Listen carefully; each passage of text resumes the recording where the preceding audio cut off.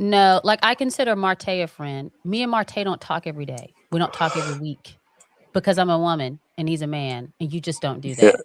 I right. had a, I have a married couple that me and my husband used to be friends with, and I found out that her husband worked literally across the street from the place I worked. And Scott was like, "Hey, do y'all ever get lunch?" I was like, no. I'm not Mm-hmm. playing that game. I'm not playing with fire. You just don't do Yeah. that. Stop the cap. I did not. But hang on a sec, right? Stop Because the cap. I actually think, right, You that can I be can be friend. friend. The friendship No, is but different. I I can think I talk can to be my friends with girlfriends you, every yeah. day. I'm And not talking to men every day. You can't do that. It's just right, right. But I think I can be friends with you, right? And I think I can be friends with the likes of Carmen as well. And the Mhm. reason being is because I've learned this, right? Because back in the no, I'll tell you why. I'll tell you why, right? When I first meet a woman, I'm always like judging them on their appearance, their physical attraction, the way they present themselves, the way they articulate, all that kind of stuff. And you know what? I find a lot of it endearing, and I can find myself being attracted to a woman, but at the same time, I know my place in the world. Yeah, no, hang on. I'm saying I know my place in the world. So, for example, if you're single, I'm like, right, I'm gonna like make a move. But as soon as I realize that you're in a stable relationship or you're married, right, I make this conscious decision to say, do you know what? I'm going to still flirt with that person and have a bit of banter and a bit of fun, but I'm not going to destroy their relationship. I'm not going to destroy the Mark, relationship because Mark. what? This Yep. okay. This is what I think you should do. And I think Vibe and Anonymous will tell you the same thing. When you're interacting with a woman in a relationship of any kind, dating or married, if they were your girlfriend or your wife, how would you want other dudes to treat them that are their friends or coworkers? Exactly. You don't Exactly. flirt with other people's girlfriends and wives. Even if That's it's what I'm just like cutesy saying. cutesy. You don't talk to other people's girlfriends and wives every day and text them and all that stuff. So my guy friends, we don't talk all the time. I even when I wasn't married, even when I was dating, I didn't talk to my dude friends. Even ones I grew up with and have known since we were children, we didn't talk every day. We don't talk all the time. We don't hang out one on one all the time and stuff like that. So when a woman says I have a friend, to me, at least for me, that means that I see them every once in a while and we're friendly and we've hung out a few times and that's it. Yeah. Yeah. I mean, here's the thing, because really, really important to what you were saying too, right? Like I love antidotes, right? So like my wife and I both have this understanding.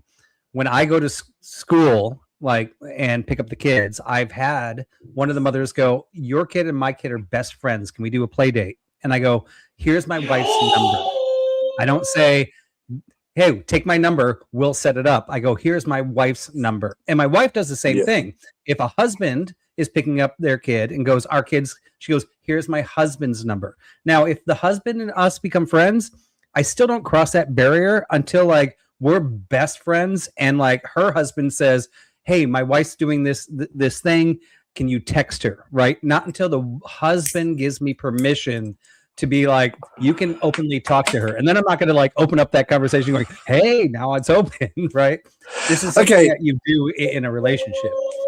Check this out. This is important, right, for me to say, right? So my best friend's wife, me and my best friend, we both flirted with that same woman on the same night, right? What happened is I went to approach her. Right. Check this out. This is a fun story. Right, this is a fun story. It's a fun story. It's a fun story. Check it out. Right. So I went and approached this bird for a kiss. Right, one night on a night out. Like we went out clubbing, and I went and approached her for a kiss, and she said to me, "Mark, I've just kissed like your mate Dan. Like I can't be kissing you tonight." Right? And I'm like, oh, so no, it wasn't that at all. I said this. Oh, okay, fair enough. Sorry, I didn't realize that you had a thing going on. I didn't realize. I actually was naive to it. I just made an approach and I made a move. And it turns out on the same night, they had a little thing going on. Okay. And so I said, okay, that's fine. I think that, I'll take a step back and see how it goes. And now they're happily married. They've got 2 kids together. And I'm very much a supporter and like still his best friend. You know? Now, the trouble is when they have an argument, right? I've noticed that she sometimes weaponizes that, and she'll turn around and say, well, I could have had Mark. And I'm like, oh, and I had to turn around to and I had to turn around to my friend and say, no, I had to turn around to my friend and say, do you know what, Dan? She couldn't have had me because I would have fucked her that night, right? And I wouldn't have been in the same situation that you're in today, where you've got 2 children and a 10-year relationship marriage. I would have probably done, like, you know, shagged her, and it wouldn't have gone anywhere. So you just earned a point in your masculinity score, sir. Oh, thank you. Oh, sweet. Well, I'm going to shut up there then. It hurts. Let it go, bro. It's okay. I don't know though. It's a slippery slope. Like if she's using you as like, well, I could have done this right now, and you have to make sure she's not calling you up to tell you what he did wrong, because that's the slippery slope that actually goes where you're as a single man go, I understand, and she's like, oh, finally a man that understands me, where those boundaries cross, and that's not only just crossing her trust. It's psychology. Well, this is right. The reason I brought this up is because we were talking about female friendship. You're crossing so many different lines there. She's crossing. Yeah, but the reason I brought this up is because we were talking about female friendship. She crossed the line. Mm-hmm. Yeah, but the reason I brought is no, she doesn't. She's not a slut, and she's not a slag. She's a happily married woman, right, with 2 beautiful children. Married. She is happily married, right? But what I'm saying is, reason I brought this up is because I'm talking about how you can become a friend with a woman without overstepping the line, yeah, to the point where, because I don't fancy her. I don't fancy her at all, you know? I don't actually fancy her. The point being is that I just throw this out there really my quick, right? friend's wife is my friend. And the woman, she could have been a virgin when she got married, but if she doesn't feel like her husband's listening to her, and then all of a sudden she calls you and she feels like you're listening, this is where most marriages end, because they're like, I found a man that's listening, right? This is the line that men shouldn't ever cross and women shouldn't cross, right? She's guilty, you're guilty. Well, I'm not saying you're guilty, so I don't know if that ever actually happened. But this is the line where divorces happen with really good women, just because they feel like they weren't being listened to in their marriage and an outside man is listening to them. And this is why men should never put themselves in that situation, and women should never put themselves in that situation, because it doesn't work out well. Damn, son, where'd you find this? Agreed. I hope he doesn't hear that. I'm really worried, hoping that he doesn't watch this podcast right the way through to this part, because I don't want to bring up all that kind of shit, you know. I'm saying it out. Carmen, have you ever had I was going to ask, have you ever had how are your relationships with guy friends? I have them. But what do they look like? How do y'all interact and whatnot? How I'm your friend. Yeah, Mark's my friend. I think as long as both people have boundaries they're not willing to cross, then absolutely. Why shouldn't you have friends? Well, I was telling Mark that I think like my friends with girls is very different than my friends with guys. Like we don't talk definitely. Yeah. Yeah. I mean, I think a lot of female friendships, unfortunately, I know. I don't. It's a slippery slope, because in my experience, a lot of my female friendships, I compete with them. Oh, really? And not competing with guys. It just always felt a little competitiveness. I guess there are some. I guess you can call it friendly competition. I don't know. But a lot of my female friendships have had that not that they're bad friends, but they have that underlining bitchiness competition with them. I have a friend. I have had a friend. I kind of just distanced myself literally last week, or was it week before? Because there is that, and I'm like, you know what? I just really want good people in my life, and I want people that care about me. But I started dating Scott, and Scott is 6'3". I wasn't looking for a tall guy. I just happened to get a tall dude that used to model, right? Oh man, goddamn. But I just wanted a good man. He happened to be good and sexy. But she started dating. We got married. She started dating her guy, and she kept talking about how he's 6'4". And you're like, oh, okay. And she See, kept that's the saying thing. it, and you're like, I don't trust. See, what? I'll say it like this. I have female friendships. I have male friendships. My female friends can't come around hubby by himself. No. I mean, I'm gonna be in the house, but you by yourself. This leads on to something. This leads really on to something because I was thinking about this. Yeah, I don't play that. I don't play that. No, you can't. You can't come around my bed by yourself. Are you crazy? So I was thinking about this. I was like, how is it? Like, oh, hey, call me. How is it? I'm gonna be there. Mark is being toxically masculine. I can't hear Carmen. Sorry, I do it all the time. No.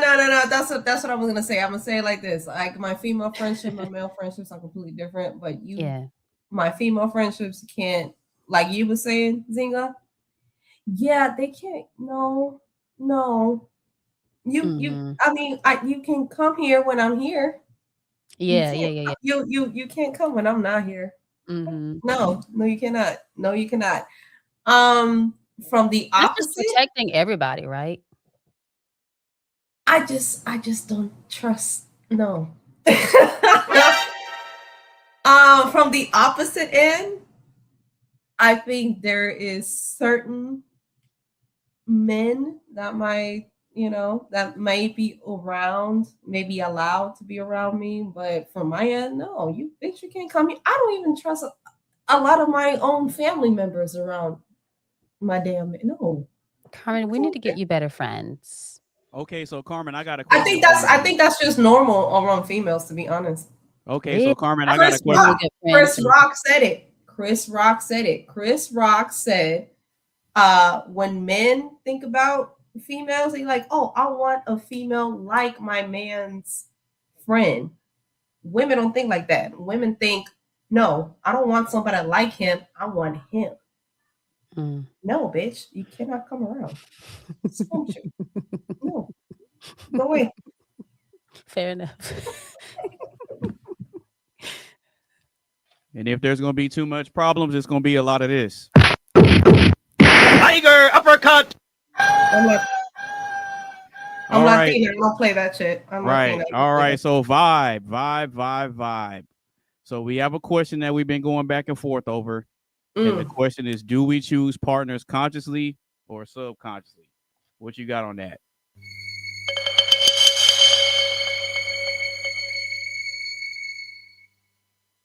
Yeah. I mean, I was posting some things in the channel. I was thinking about that. I think it's both conscious and subconscious. I think we all have, I mentioned this, I think we all have an idea of who we want and who the perfect partner is, but then we fall for somebody and it's not that particular person. And that might be the perfect person for us. Or maybe we're kind of going astray there just because the sex is good or their body's banging and we never thought we were going to be able to get to that point. And then we accept all the other flaws they have. There's the short-term goals of attraction and the long-term goals of attraction. I think we all know our long-term goals, but I think when we actually fall for those first people, and that's part of the process of dating, we go for our short-term goals. Like, does this person make me happy today? Does this person make me feel strong today? Do they kiss well today? Right? We don't think about, is this person going to provide for me in the future? Is this person going to hold me up when I fall? Is this person actually aligned with my morals, my political views, my religion? Right? These are not the long-term things we think of when we're attracted to somebody. We just go based off of that reaction. I even know with my wife, she was not the skin color I wanted. She was not the hair color I wanted. She was not the eye color I wanted. Oh, really? I fell for her. We were sitting across from the table and I could just read her mind. And I saw that she was reading my mind. We knew everything that was going on, and it was just like it was done at that point, right? So would you say That's really interesting. biological instant chemical attraction? Biology. That sounds like Yeah, It was her it was. pheromone. Let it him turned out. answer. It Let turned him out answer. well. What I mean, is- 3 was it kids later emotional and or still married. psychological? Was it emotional, biological, or psychological? Well, she's Initially. also very attractive, even though she wasn't in the hair color, and even in the standards. My prior dating, which wasn't a big experience, so I mean, I'm kind of an amateur when it came to dating before I got married. Under the fingers I have on my hands, I always liked brunettes, but for some reason, I always ended up with like blondes. And then my final thing was not a brunette or a blonde. It was a black-haired, much more tan or darker lady. So like, but it's just that we aligned. We aligned morally, we aligned mentally, we aligned everything, and she's beautiful too. You know, and that's beautiful. You know, that's what happens, right? So all my previous relationships were attraction, but that instant attraction, that first attraction, not the long-term attraction. Damn, you're fine as hell. So what made you talk to her to begin with? Yeah, vibe. That's a long I mean, story.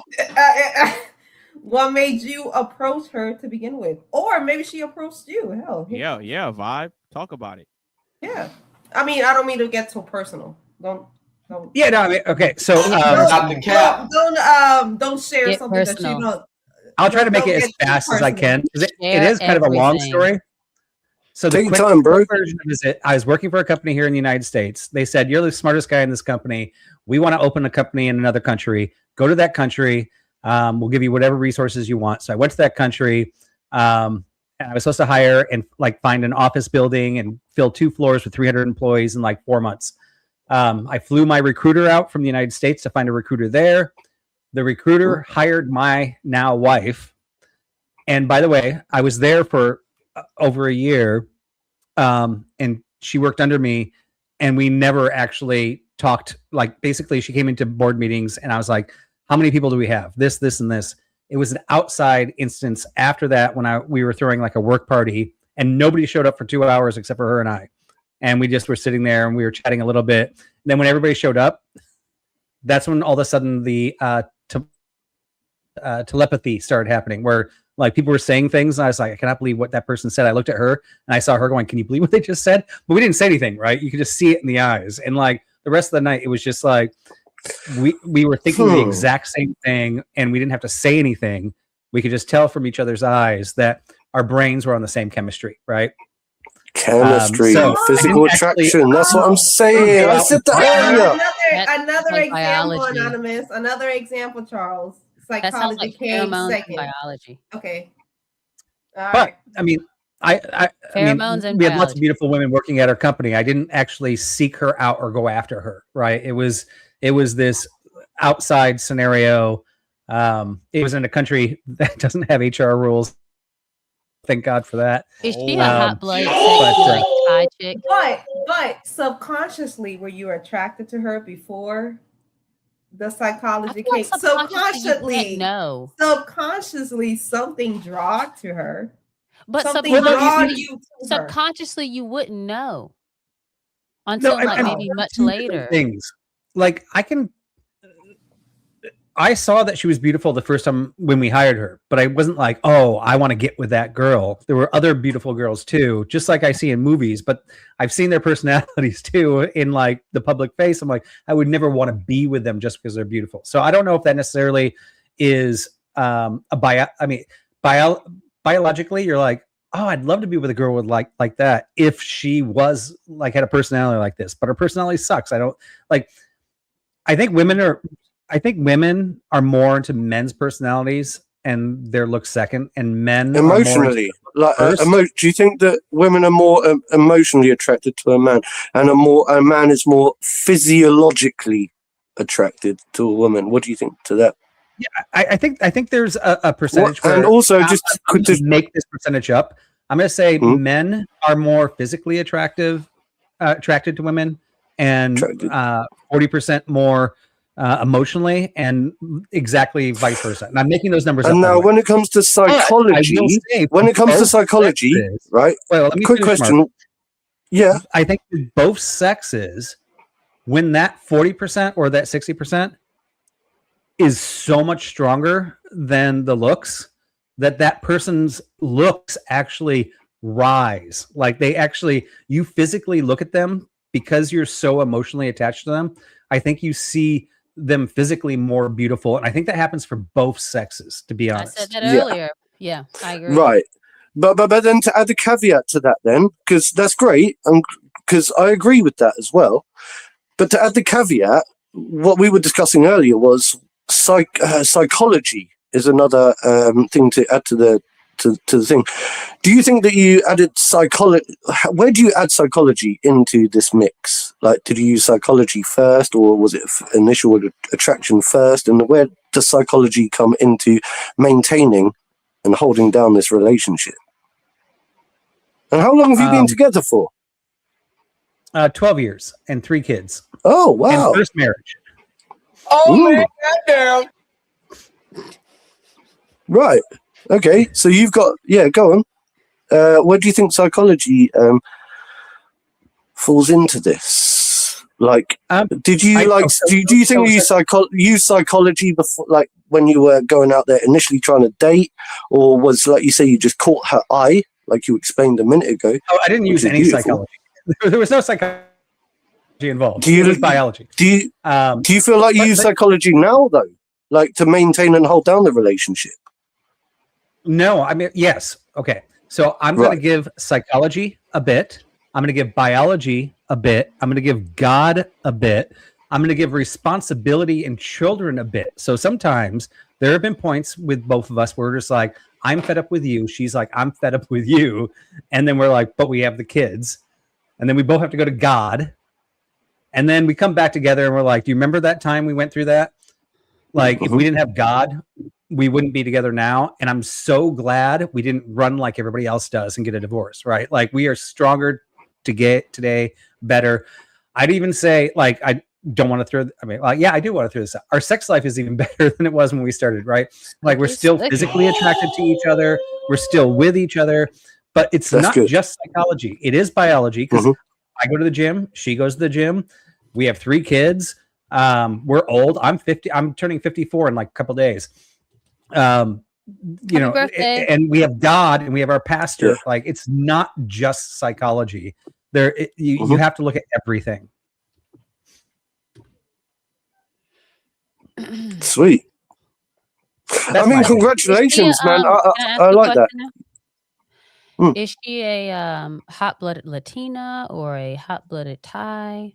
Oh, now you're asking the real questions. Yeah, I like because this. he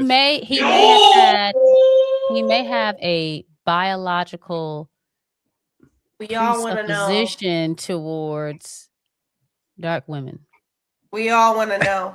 I was wondering the same thing. You said she said. No, that's what I was saying. My whole life, why. I've dated white women that either I always wanted a brunette, but I always ended up dating white blondes. And I was sent to the Philippines to start this company. And she was born in the Philippines, super successful, already had bought her parents' house, and her childhood house and her parents' house, already had a great career. And then we hired her to bring in 300 people. So I always was attracted to somebody that I could lead, but at the same time was competent. This is good. This is good because we were talking about power couples a little bit ago. Yes. Thank you. And it was like, what is a power couple for this generation is kind of like when the man leads, but they both are like competent and can make lots of money and that type of thing. Yeah, and that's one of the things we talk about a lot in our relationship.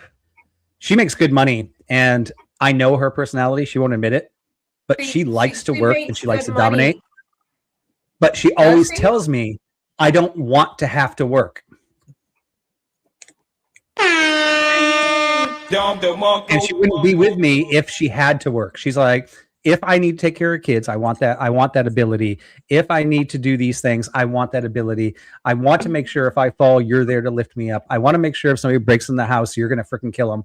I want to make sure that you're always protecting me. Vibe, when you make household decisions for your home, for your wife and your children and your family, do you consider her feelings into the situation? This is a hard thing, right? Because I've had right.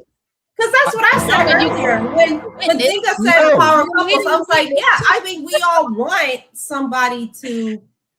Carmen, you're a witness. Yeah, I'm going to pull Andrew Wilson here and say, break into the door, but I'm just saying, your decisions affect me. So do you think about what happens to her when you have 2 votes in a house? Yeah, somebody always has to be the winner, right? Yeah. And in our house, that's me. But that's not because I put my foot down and said, when you marry me, every decision I make is going to be final.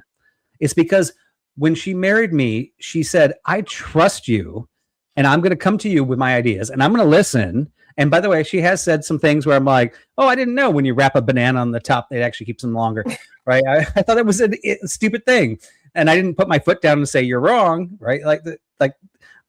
But she is never put down when it comes down to the tough decisions. She married me because she trusts me in making that decision. It's this weird thing where people outside of this look at it as like a dominance thing where like I'm sitting here going, you got to be barefoot and pregnant in the kitchen. No, I've never had to say that. And she never has been. I like that she works. She knew that I liked that she worked, right? And we just have that trust coming into it in the first place, right? And if it does come down to the tiebreaker, she does trust my decision. Now, somebody could ask, what if she decides tomorrow to go against your decision? I don't know what's going to happen there. And we have had those disputes where she's like, no, I think this is the right thing. And I'm like, I'm going to put a spreadsheet together. And I'm going to show you everything that's why this works out better in the long run. And then she goes, okay, that's good. And she trusts it. So our relationship is based more on trust than dominance. So I don't dominate her. She trusts me. Right. And we do make dual decisions, by the way. I love that. I love that. I have a few things to say. Yeah, go ahead, Zingo. A couple of things. First of all, I have this gift from God where I can look at a white man and I can tell if he likes women of color. And oh, really? Yes. She's calling me out, man, because I was going to say before. Mark, this is not about you. Calm down.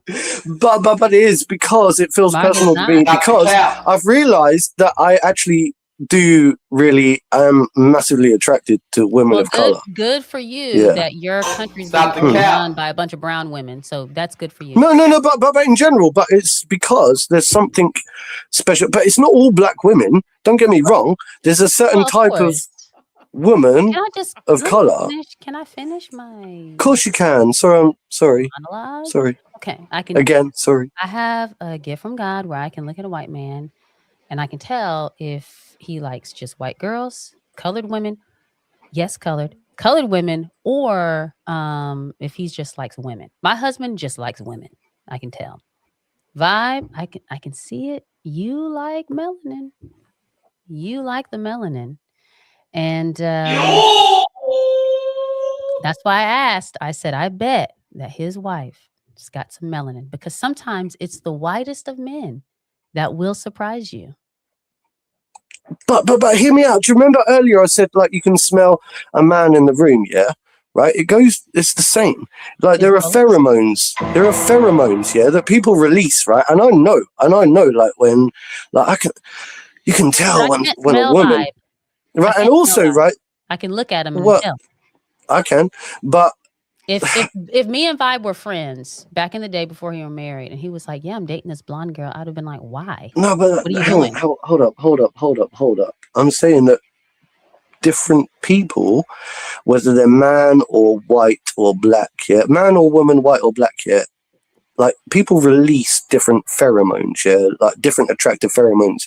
Black women and white women even have different ovulation cycles, isn't it? Ovulation cycles, yeah, or reproductive cycles, right? And so there is always a differentiation, and we can't deny that. And I actually find, like when I'm surrounded, like, or with a really attractive black woman, you know, with a like, and I find her really attractive. Like, when was the last time that happened? Well, I used to work in care, and I was surrounded by like so many of them. I know lots of black females, and I've never had sex with one. I'll be honest. Stop the cap. What has the conversation shifted to? I think you know what. My 2 cents. I only have 2 cents in this. I have 2. Stop the cap. I think that the very same thing y'all find attractive. That's what it is. That's what it is. Y'all find attractive the very same thing that y'all say that y'all don't like. I bet you, Vibe, if your wife would have told you, nah, we ain't going with this hiring people. I don't know what you're talking about. Yeah, you're blonde little white girl would not. Yeah, sure, Vibe. Let's hire whoever you want. No, Vibe found attractive. No, let's go with this one because she I does see what this, you mean. that, and brother. I think that's not defiant. He's saying he and I found think her the same thing. submissiveness attractive. Submissive in what way? Submissive in a way that, yeah, I know what you're saying, but not a yes woman. That's what they like. Oh, you mean that they like a little pushback? They like a little pushback. They like a little. Anonymous doesn't. I can tell you that right now. So please, Anonymous likes. Anonymous, do you like pushback? Anonymous likes a little bit of pushback. Anonymous likes. That's why he put his camera off. Anonymous likes a little pushback. You think I I do? guarantee. You think I do? Yeah, I think you do. That's No, Anonymous is psychological. I think Anonymous likes the fact that I disagree with him a lot. I really do. I guarantee you right now, if I cuss out what makes you think that? Anonymous, Mark, and Coley, now that he's back, I can cuss all of y'all motherfuckers out in Spanish, and y'all still like it. Is that true? Is that true? I don't know. 'Cause I heard Jennifer Lopez say some mighty dirty words or whatever, and I'm like, damn, I don't know what she said, but I feel offended. Not but Carmen, you know what the difference is? Is if you do that, I know you don't mean it. I don't mean it. Nope. I don't mean it. Nope. I don't mean it. Nope. Oh, okay. So I can threaten to kill Vibe right now in Spanish. I guarantee you he'll like it. Oh, I would. Go on. Do it. No, Yeah, go on. Go on. Do it. Right now. See, I told you. That's why he got the wife that he got. His wife is very submissive to a reason. He didn't do it. Like White Becky. He didn't like White Becky that told him to hire whoever. He liked the brunette that said, "No, you tripping. We're gonna hire this one instead." And I don't care what you said. That's what they like.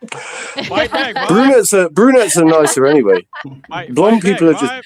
That's what they What like. did I just come back Vibe, to? can we get a fact check, please? Vibe, you gotta fight back. Vibe, fight back. Okay.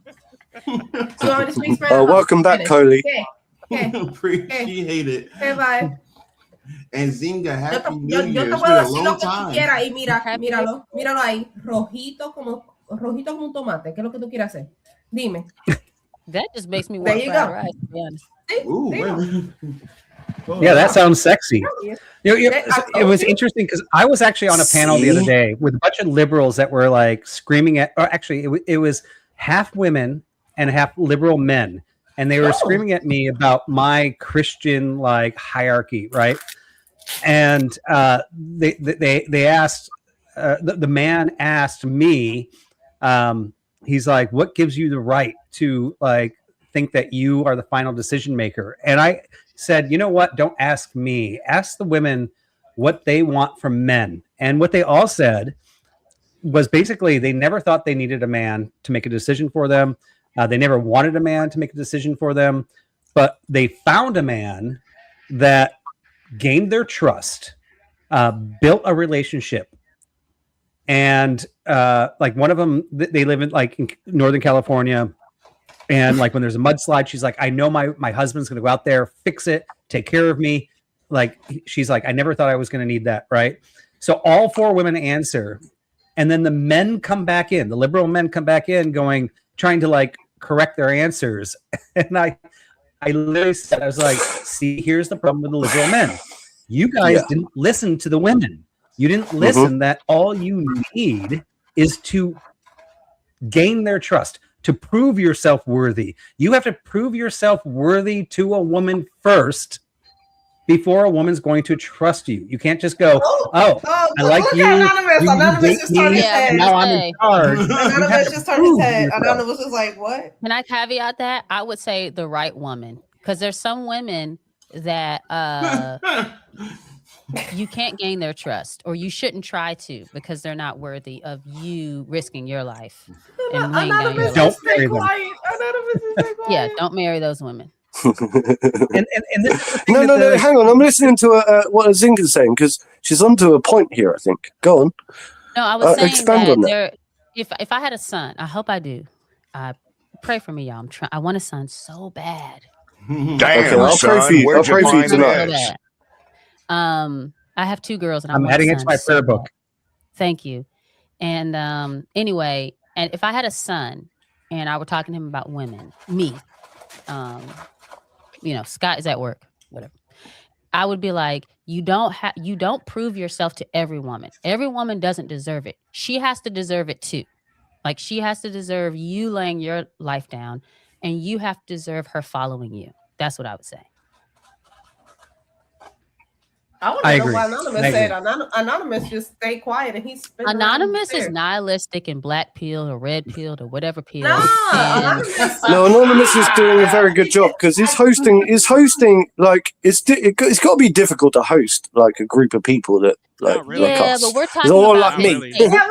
We talk about something different. Anonymous just spin around the chair. I don't have my spin around chair. I will spin around with him. Oh, he's got a spin around chair. I missed it. Spin around. I missed spin it. Around, Anonymous.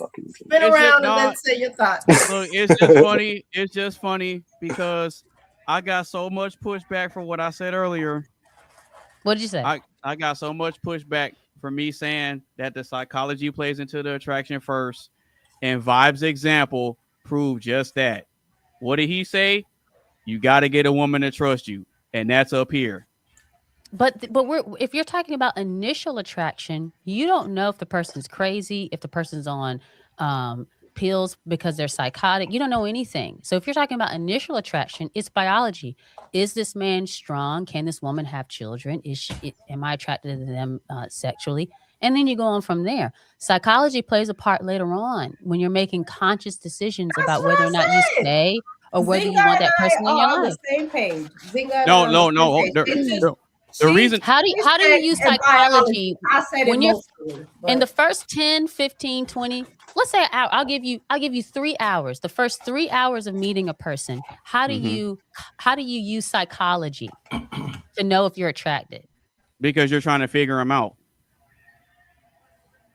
But before you try to figure them out, to know, right, Zinga, I agree with you. Yeah, you know immediately. Before you try to figure them out, you have to have that biological, right? You're like, okay, I've got 100 people at a club that I can use psychology on, but what's my biology tell me on which one I'm going to use my psychology on, right? Mm-hmm. That's not always the case. Because you're explain the opposite. A hypothetical? Because you're not going to be biologically attracted to every woman you come in contact with, just like a woman's not going to be emotionally attached to every man she comes in contact with. So you can't put that first. So therefore, attraction and biology happens first, and then psychology comes later. Emotionally, because you don't talk, you don't approach and talk to someone if you're not attracted to them, unless you're asking them to move out of the way so you can get past them. It's the impulse. Anonymous is the type. Anonymous is the type to sit in the corner and just watch the whole club scene, bar, whatever you want to call it. You want to know what's funny about that? You the one. You no, do I that. You No, I do that. don't. And I don't No, I even know don't. you. And I So don't what even do know you- you when you- personally. So when I'm you using approach my a woman, what do you do? psychology. I'm using my psychology to clock you. You're the type to stand in the corner at a bar, at a Mhm. club, Mhm. at a restaurant, whatever, and watch everybody.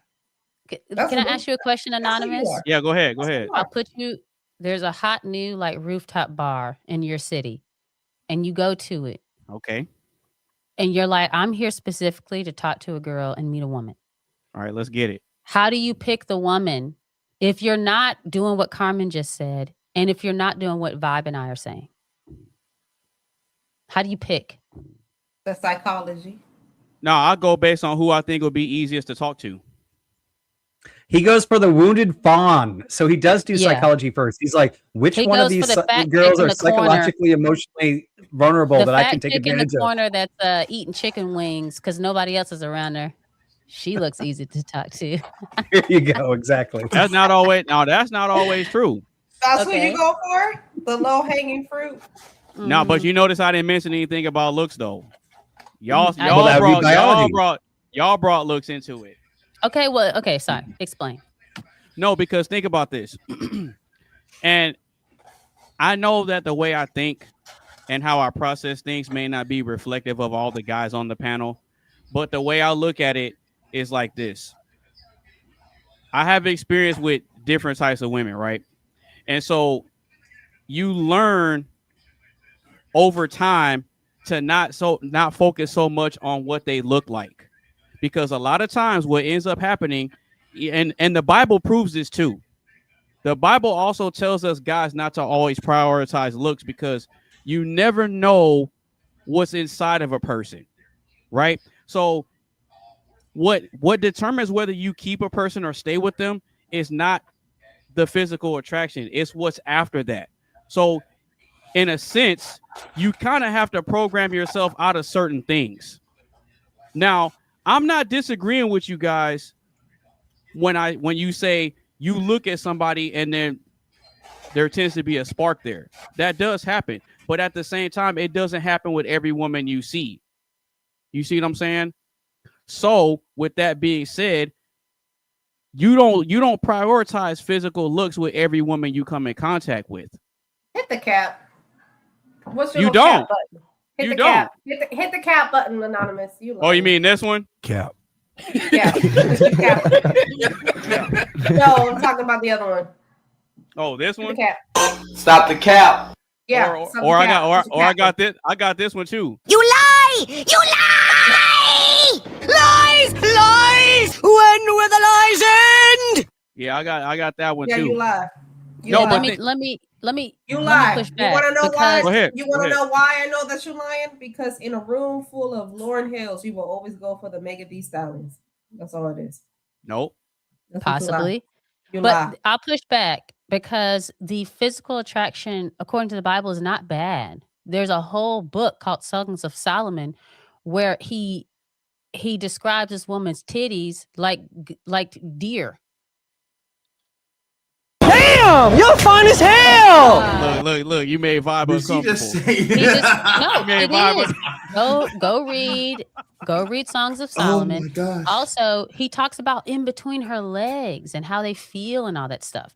Oh, It's man. not bad to go based off of physical attraction, but then you use your consciousness and your psychology to say, you use your mind to go, is this person worth me continuing talking to? So have you ever been at a place, birthday party, wherever, and said, I really want to talk to a girl tonight or today or whatever, and just pick the ugly girl? Like you picked a girl you were not attracted to at all? Have you ever picked a girl to talk to that you were not attracted to at all? Sometimes, physically? yeah. Sometimes. You've gone and talked to women that you thought were not attractive? Yeah. Why? Because I can. Why That's not? ridiculous. So you're telling me? So wait, hold on. That is ridiculous. How? Elaborate. Physical attraction. You remember when I was Okay. talking about that guy Mm-hmm. that had the hair coming out of his forehead, the one slice of hair? Yeah. To me, that signified that he does not try to take care of himself. If you're talking about people who are significantly overweight, there is a character flaw there that tells me that they have low impulse control. There's a lot of reasons why you look at the attractiveness level of someone, and one of those is biology. Do you even like the lips? Do you like the booty? Do you like the hair? Do you like this and that? You go from there, and then you find out what kind of person they are. But you're telling me that you do the opposite of what every other human being does, and you go towards the people who you think are ugly? That's not always the case, but sometimes, yeah.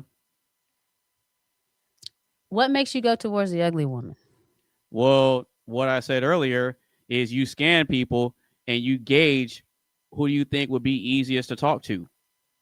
Because human beings, this is the thing with human beings, Why are right? you looking for easy women to talk to rather than a woman that you really want? Because a lot of times the women you want tend not to be the ones that are good for you. Well, how do you know unless you find out? Experience. By talking to them. Experience. So you look at a woman, you say, man, I'm really attracted to her, but she's probably trash. I'll go for the ugly one. I'll give you an example. So let's get candid real quick. So I have a type, right? I have a type that I like. I like women with tattoos. I like women that have a gothic look. I like women that have piercings, maybe gauges. I like women that have colored hair. I like women with nice bodies, right? I like all that. But here's the thing. Hold on. I'm holding. Here's the thing though. The ones that I would deem as my type, I know they're not good for me. I know that. I know it. So why are they your type? And that's the crazy part. That's the crazy part. Do you like septum piercings as well? No. Okay, No. good. That I don't please. like. Nah. Anonymous, The no. septum piercings don't like. Okay. No, because this is the thing, though. This is the thing, right? So with guys, something that's biologically hardwired into us is not something that we choose to do. It's kind of like what Mo Rebuttal said earlier when he said attraction can't be negotiated. We're biologically hardwired to already be attracted to the woman. That's a given. But again, we can say that, but then what does society also tell men? Don't try to chase and hump everything you see, right? We always preach about men need to have self-control and y'all need to learn how to keep it in y'all's pants and this and this and that, right? But then the moment I say that I actually practice discretion and I scan people, that's not discretion. Hold on. It's well, how not. is it not? How is it not? Because discretion doesn't mean go after the ugly chicks. The chicks that you find ugly and unattractive, go after those. What they're trying to tell you to do, what you say the world is trying to tell you to do, is practice self-control. That means with women that you actually find attractive. The other thing too is I would bet that hold on, Mark, hush for a second. I would bet that you wanting these women with a bunch of tattoos and stuff and et cetera, et cetera. First of all, there have been I believe there's been studies done with specifically women that have a bunch of tattoos and all of that jazz, and like what is it, what, like when you change your appearance too much, like with the body modification. Body modification. Yep. They've got some mental things going on that it's unhealthy. So it could be that your attraction is to unhealthy women, not because you like the tattoos and stuff. No, but hold on, and see, and that's the thing. That's the thing. So me knowing that, I actively do what I can to stay away. Now, I ain't gonna lie. It's hard. It is. I'm not gonna lie. It is very difficult because I see them and I'm like, man, I want to talk to her, but I'm like, I know I can't. I know I got to stay away because a lot of times I'm gonna keep it real. Certain types of women, they have demons. They have demons, and I know based on what I see out in the world, based on people's experiences and this and that, and even with biblical examples, a lot of the men went for women that they thought were their type, and it ended up ruining them because they're going after their type. Mm-hmm. And so why not find a universally attractive woman and talk to her? Why find the ugly chick? I didn't necessarily say that I'd go for somebody that's ugly. Didn't you say, I can't remember exactly, but didn't you say women you're not attracted to? Wouldn't that be like ugly women? No. Okay. No, he didn't say ugly women, but he's definitely putting his emotions in front of it. I would like to know if it you said psychology of it. You said psychology. Psychology tells you shouldn't go for the tattoo piercing women because they might be. That's me overlooking. But see, that's me overlooking. I'm making a conscious choice to overlook the appearance. That's something conscious that I practice. Yeah, no, that's the point. No. Men go for biology, women go for emotional. Yes, you would be attracted to the tattoo, piercing, whatever. But biology doesn't dictate a type. But yeah, that's biology doesn't dictate a type. Says that wouldn't be best for you. Yeah, but let's bring it back. Let's bring it back for a second. Bring me back in. Bring me back in. Hang on. Am I back? Mark. Hold up. Right. Because I hate septum piercings and I hate tattoos, yeah? In fact, right, last time I shagged a bird, right, I went floppy because I saw a fucking ugly tattoo, yeah? And I was like, ugh, you're not...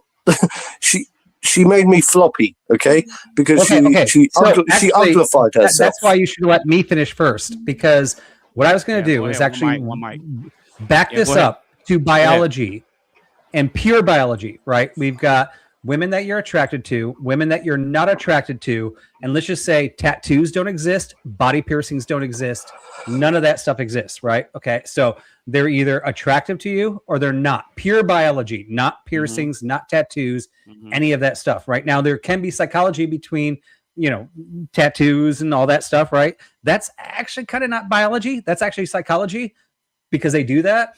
Body modification, that's also because they do that. So let's just say now we just have all women born as they were born, floppy breasts, perfect breasts, whatever your idea of breasts are, right? They're just all that way. So now we're not going, okay, you changed something, I'm attracted to you. Now we're just going, I find you biologically attractive or I do not. Now, going back to that point, before we actually talk about any of the modifications, I would say you're 50-50 on falling in love with the most attractive woman in your biological mind or the most unattractive woman. I think the mental is going to be a crapshoot, whether you pick the most beautiful or not the most beautiful, right? I think the relationship might be a little bit better because all of us have biological differences on what we think beauty is. I think the relationship is much stronger when you both are attracted to each other. And we talked about this earlier, where your presence, your strength, and your ability to raise somebody else can raise your attractiveness significantly.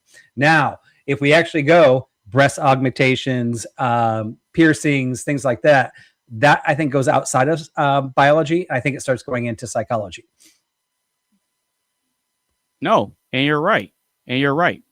Because this is the thing, like I was saying earlier, one of the biggest reasons why I think that psychology rules it first is because when you see something, there's already thoughts going in your head.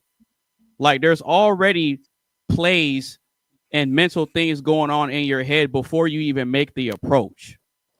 You see what I'm saying? So that's just like with a car I see or with something else I see.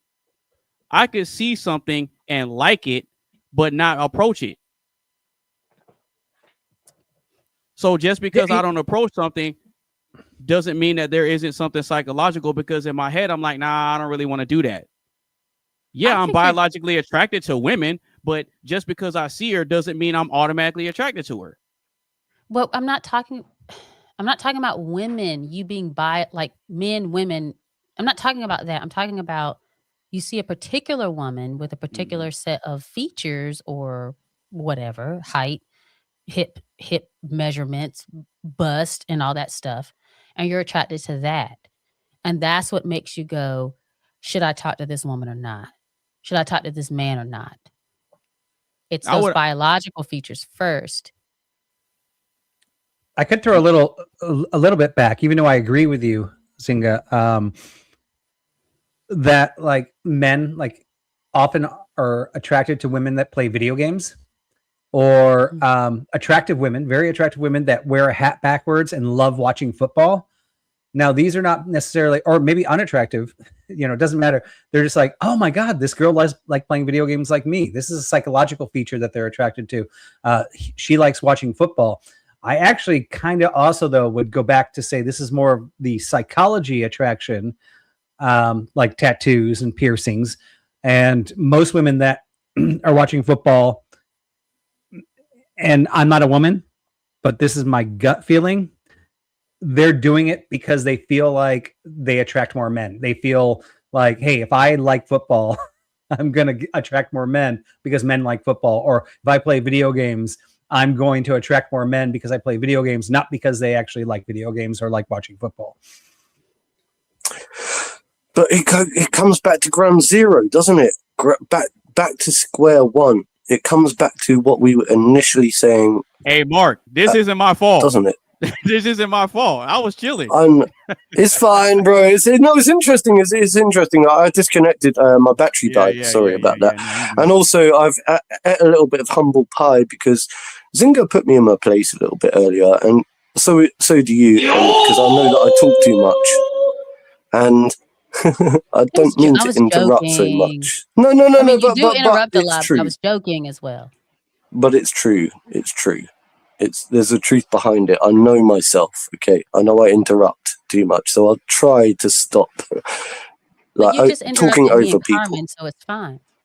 Yeah, I know, but that proves my point. I know myself. But what I'm saying is that I was listening in the background, and also I think that you do hold some very valid points. But we're going around in circles, yeah. And I think, and the issue is, I think the best person to listen to here is the guy, what's his name over here?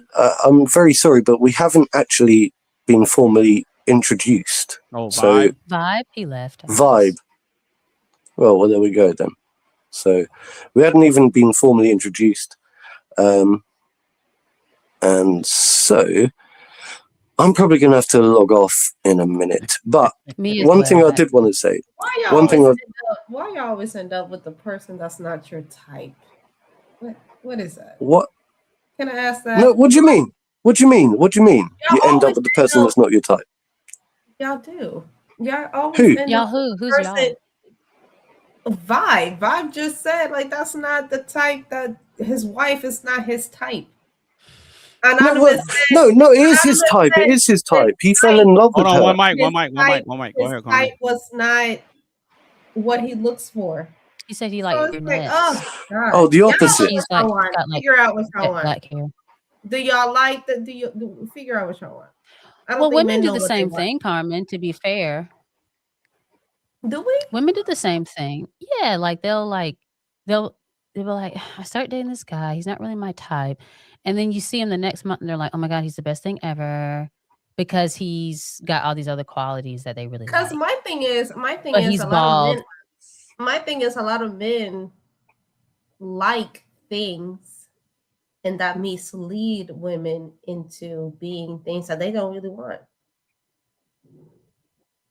Wait, hold on. Wait, say that again. Hold on.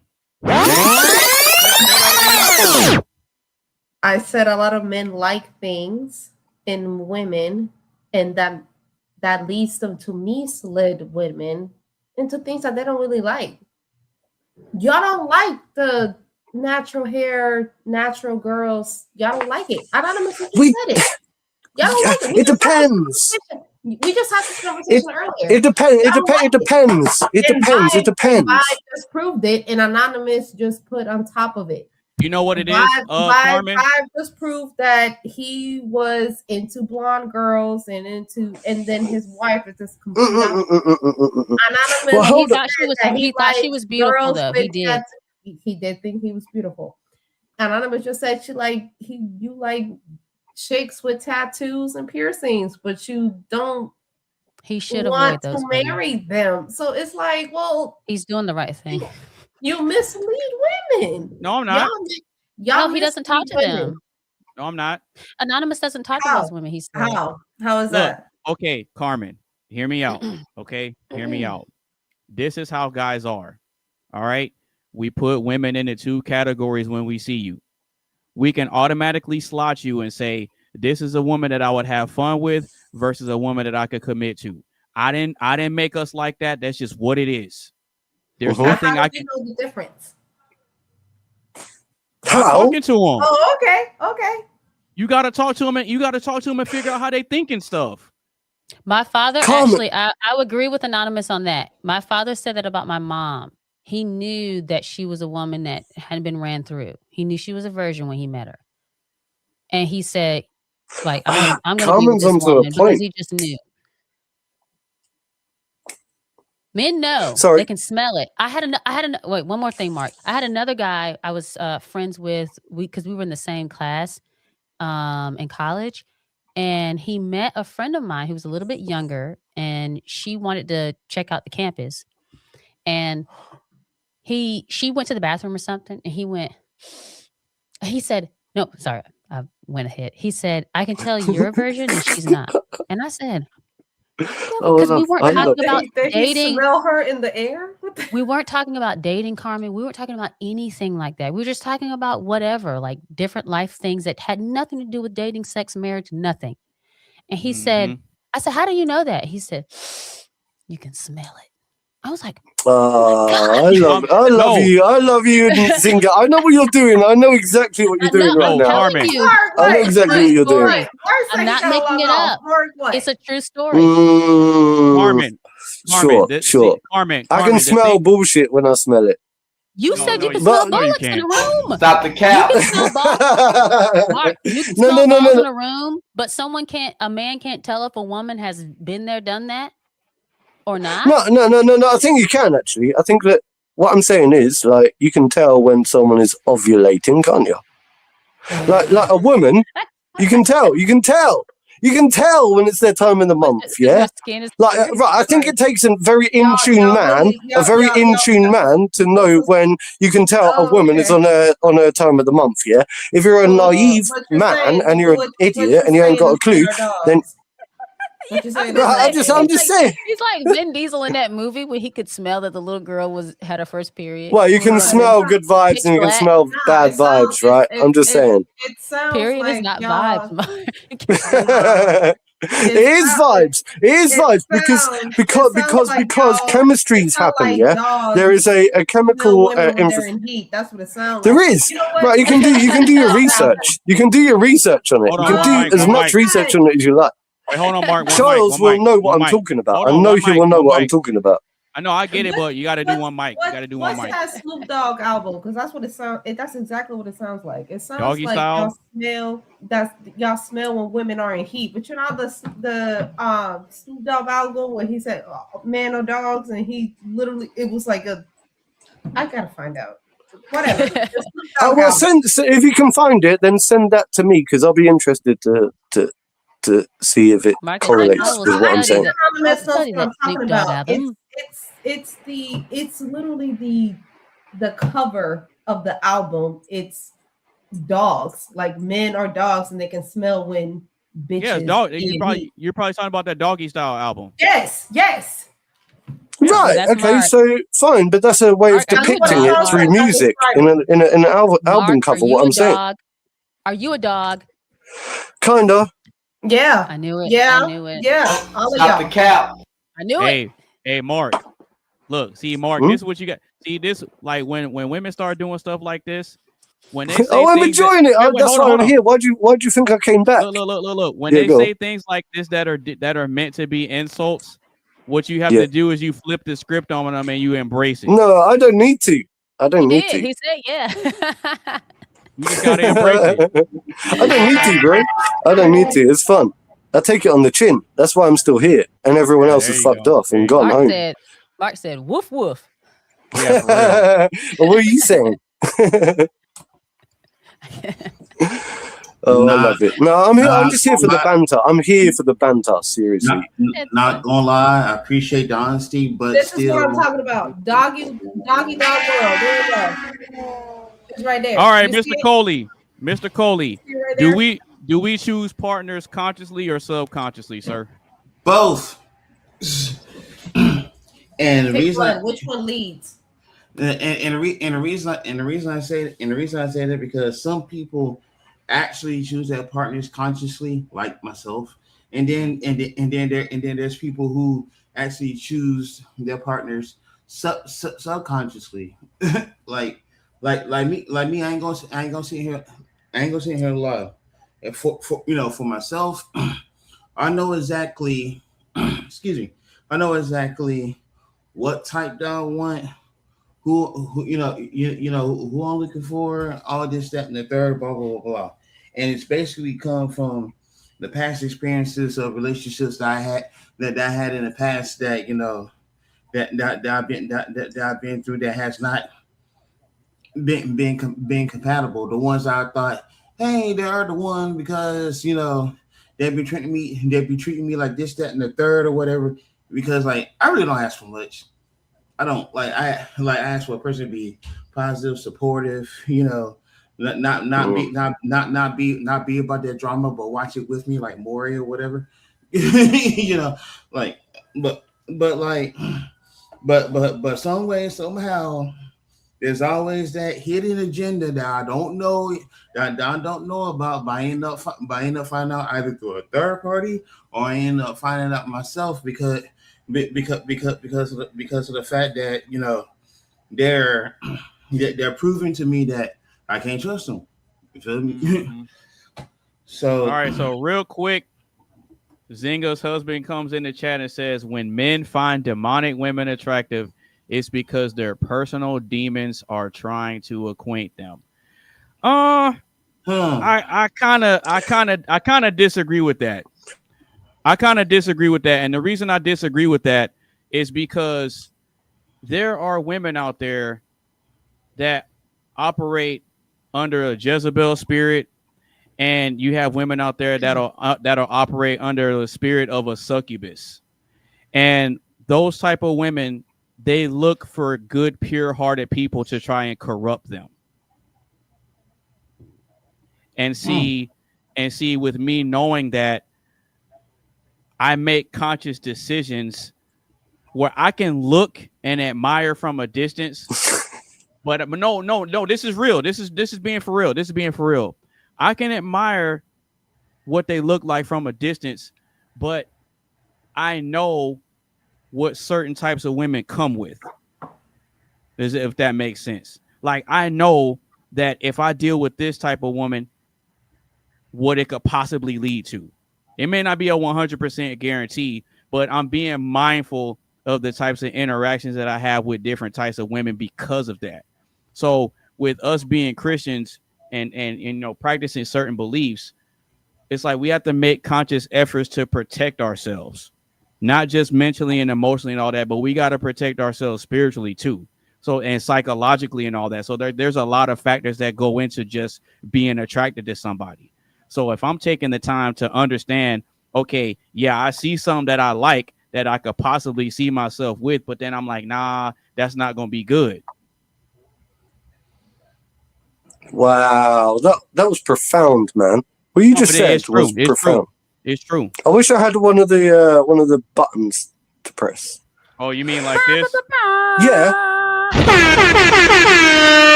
Bang, bang. Shit like that. That women are evil.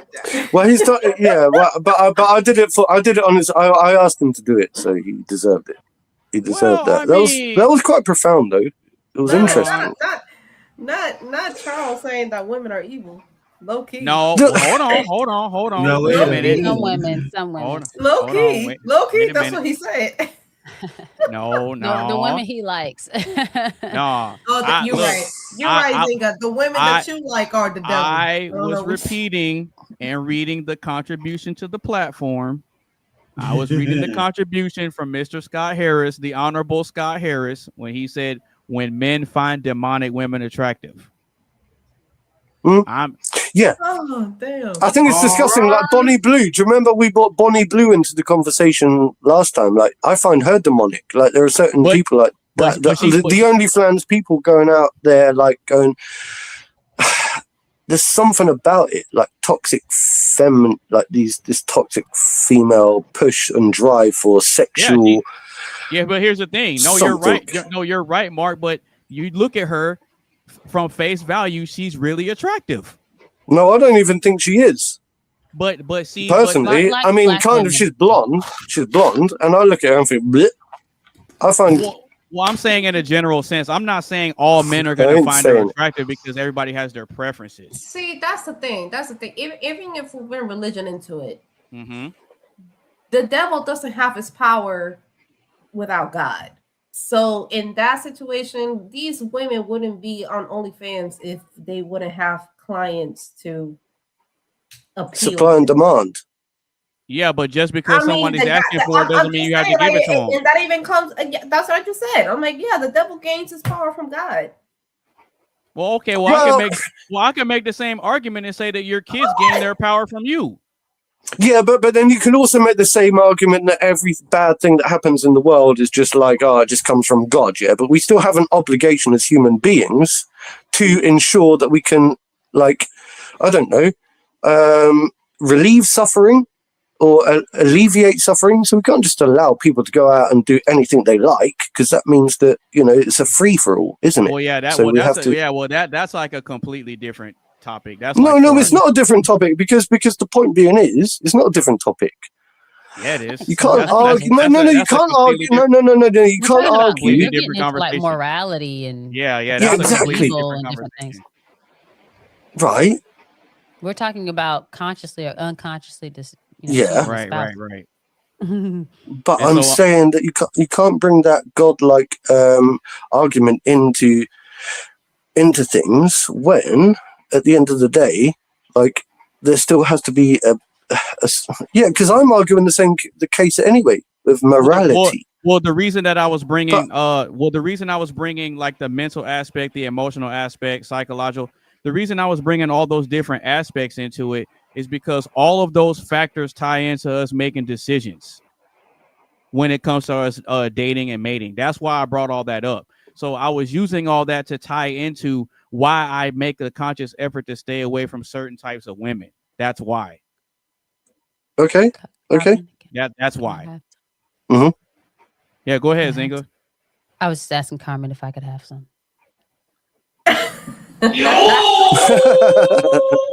Mm-hmm.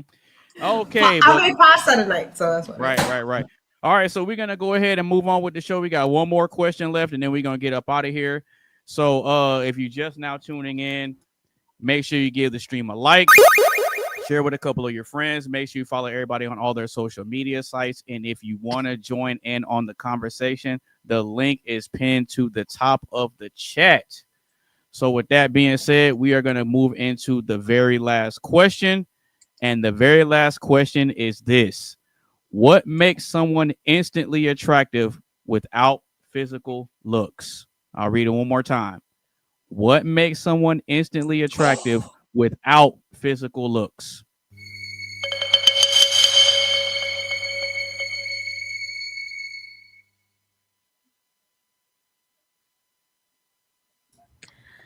Humor. Without physical looks, I would say, I guess at that point, it's your charisma, as Mark said. Charisma, personality. Oh, really now? Oh, really? Oh, really? That matched my answer, but I want to hear what your explanation to that is. Oh no, go ahead, Carmen. You got it. I'm not going to interrupt her. I mean, after if I'm not initially attracted to you with what the physical part is, you got to bring something else. I gotta have something in common with you. We gotta have some conversation. We gotta have some personality going. You gotta have some type of charisma, some type of vibe going towards you to gravitate me towards you. Yeah, I think that's what's left. What Interesting. If it's not physical, Man. what else is left? If it's not physical, it's not gonna be makeup. It's not gonna be your God-given gifts. It's not gonna be your Damn, you're fine as hell. It's not gonna be your enhanced gifts by mankind that you weren't blessed. Damn, what a big ol' ass. That you weren't blessed with, but you manufactured. What else is there? Okay, I gotta find you funny. I gotta find you interesting. I gotta find you gotta have some type of charm to you. What the hell is there? Make me laugh. Interesting. Let's have something in common. Okay. You like a show, I like a show. Hell, damn. You like Stranger Things? I watch Stranger Things. Let's go. Let's talk about Stranger Things. I don't know. Yeah, but what can make someone instantly attractive without physical looks, though? Nothing. That's what I said to begin with. Men are physically attracted to you. Women are emotional attracted to you. That's why you see a lot of women now, baddies that are men that make them laugh. Yeah. I think there's a lot of women with unattractive men that there is the opposite. So that's what it is. Well, then by that logic, something had to play into it for them to get them in the first place. But attitude as well.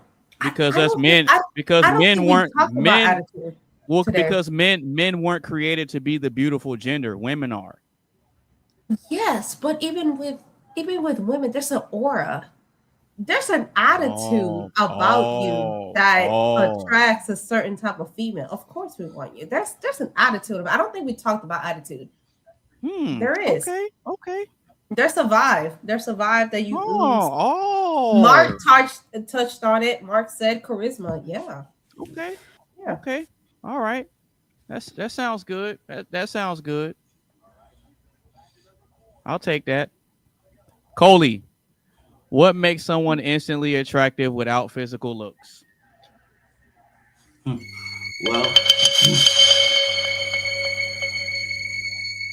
Well, I love to hear this about a man. Well, why I said at the beginning, if it was playing match game, Carmen would have matched my answer of personality because for me, like me personally, I don't look for looks. Looks is like a bonus to me. You know what I'm saying? For me, if a person comes to me and they're positive, a little bit of nerdy, you know what I'm saying, and they're like they carry themselves really well and have goals about themselves. That for me is what it what makes me attracted to them and stuff like that. You know what I'm saying? Like that's just the way I roll. You know, like it has nothing to do with what they look like. Really? No, because I ain't gonna sit here and lie. I'm not. Like I said in a few podcasts before, I'm transparent as hell. I got nothing to hide. I know someone's gonna press that button in a second. But anywho, so I went out with this female. I'm not gonna mention her name. Starting in high school, and then like we became, we became boyfriends and girlfriends, and then after we both graduated school, I went into the military and stuff like that. You know what I'm saying? And we still stayed in touch since until unfortunately she's until she cheated. You know what I'm saying? But She belongs to the streets. but like her looks wasn't really all that. She was maybe like a 4, but I didn't care about that. I didn't like. I wasn't looking for her because I was looking for a 10. Mhm. I was with her because I was with her because, you know, she genuinely loved me for who I am, and at the time actually cared about me, took me to places that I wouldn't imagine of going. Like, you know, imagine me, a black guy in a country club. You know what I'm saying? But I genuinely loved her. Took her to places and stuff like that. Introduced her to black food. You know, so it's like, you know, like at the time we were meant for each other. But, you know, Oh, you introduced her to Negro cuisine? Oh, yeah, yes, I did that down south cooking. I ain't lying. I could go on and on about that, but no. The Negro cuisine. Okay, Yeah. I got you. But that's all for right. another episode. Okay.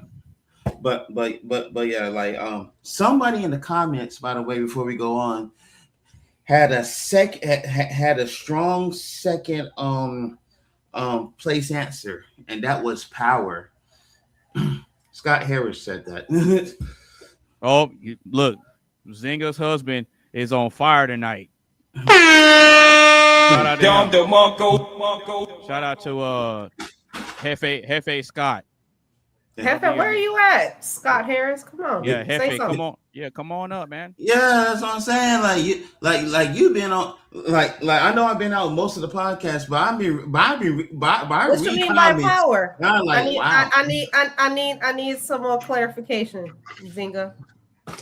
I'll tell him to come on. There's a kid that keeps escaping the crib. She learned how to climb out. We put her in a little like sack thing, and she still climbs out. They're like little, you know, I think they got, you know, they got the white skin, but they got the black, you know, where they can climb trees. Oh, man, my cousin had one of those. Yep. Oh my gosh. But Zinga coming in with the racist jokes. I love it. I love it.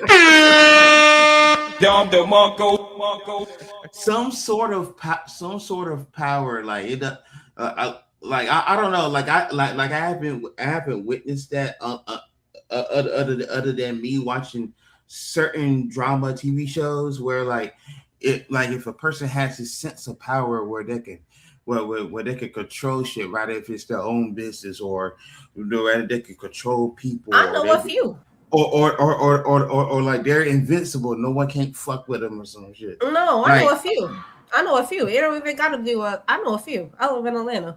I know dudes here that be sleeping with females just to not sleep under the bridge.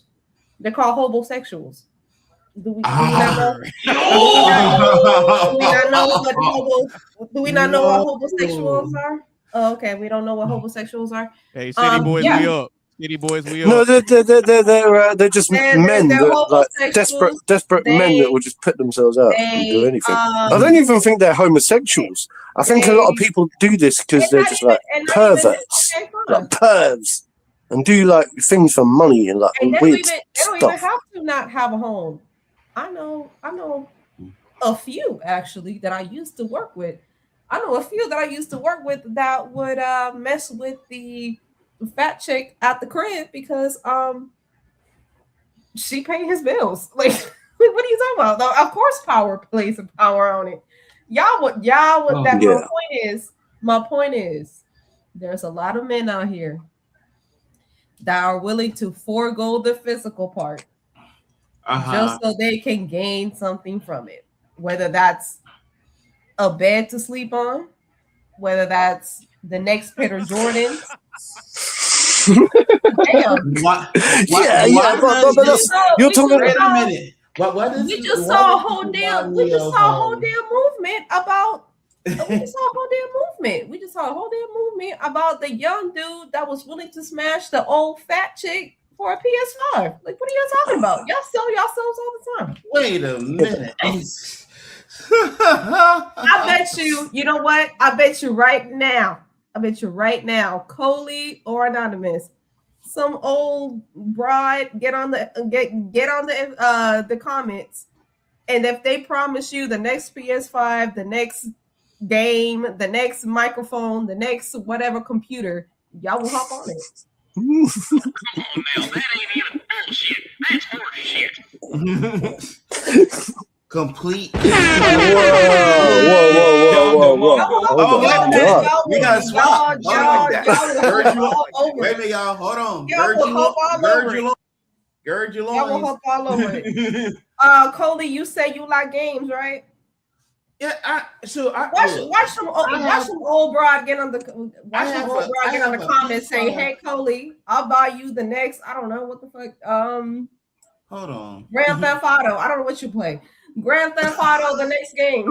Good evening. I'll bet you. Look, That's hilarious, man. Hey, That look, is hilarious. That is hilarious. Look.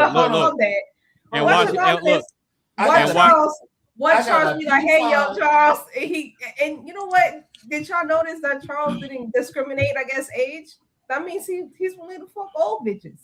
Look, hey, Carmen. To pay his bills. I don't know about all that. It's Mr. Zinga Scott Harris. And I got a switch. Why? That is funny. Why in the F would I sit here, right, and degrade myself to the lowest of the low? Because she's gonna get you some LED gear. No. I don't think us men, right? Men aren't easily brought out in that way. Although I think that every man probably has his price. Every man probably has his price, yeah. So it's like, where do you draw the line? I bet if you said to a man, yeah, like, would you take it up the bum? Yeah, for £100, they go, no. But I'm saying, some people, I believe that a man, that all men, right, will sell their soul to the devil for a price. They will sell their soul to the devil for money. Yeah, I guarantee it. I guarantee it. I'm not saying that I would necessarily. I'd like to think that I could hold off, yeah. But if me, like, what if it comes to like you'll be the most powerful man on the planet, and you'll have like £10 billion in your bank account tomorrow? Mark, if you just let me do the bum. It don't even gotta go through all that, Mark. Wait, hold on. One mic. There's somebody in jail that's already doing that. Right. One mic. Did he? Okay. So Mark, real quick. There are guys that do that, and a lot of them are part of certain groups of people that run the world. We're not gonna get into that, but I do know what you're talking about. Talking about. But for the sake of the conversation, we have Mr. Scott Harris in the building. Shout out to you, bro. And you joined He came into the weird part of the conversation. Yeah. Hi, Mr. Harris. Yeah, he came in at the weird part. So that was fine. No, he came in at the perfect part. Welcome to the crazy house. Yeah, for real. Welcome for the last half hour. Yes. Yeah, welcome to 2026. Right. Happy New Year. All right. Happy New Year, bro. Right? Yeah, for real. This is Oxide Station Podcast After Dark. But no, for real though. All right. So, what makes someone instantly attractive without physical looks? Mr. Power. Scott, what you got? Power. Okay. Elaborate. Well, money. It's like what they were talking about earlier when it comes to biology. Women are going to be attracted to men who are capable of things. And so when you think about somebody who doesn't necessarily have, the greatest biological draw to them, they're going to have some other kind of magnetism that indicates that they're going to meet those demands, that they're going to be able to protect and provide and to, do something that's going to allow her to show status to other females. And so when you think about, the limitations on a man, maybe he's short, maybe he's balding, maybe he's overweight and he doesn't take the greatest care of himself. But if he can roll into a place with extremely expensive shoes and a watch, and he has other people kowtowing to him and running around to meet his every demand, the woman's going to become intrigued because there's something about him that indicates that he's going to be able to meet those needs. And so that's why I say power, because even if a man doesn't necessarily have any real power, if he demonstrates that he has the capacity to get it, to get something, to get resources, to defend, to protect, to steal, I mean, it really depends on the woman's point of view how moral this guy needs to be. All they really need to do biologically is demonstrate that they have power over others, that they have the power to get resources, the power to take, the power to steal, the power to, like Conan the Barbarian, you know, destroy their enemies. But that sounds very like a pessimistic way of portraying it. Like what you're saying is that, I mean, maybe you're right. Okay, inherent that word. Maybe you're right, but at the same time, I was going to say inherently, women might be attracted to that power dynamic, and we haven't denied that throughout this podcast at all whatsoever.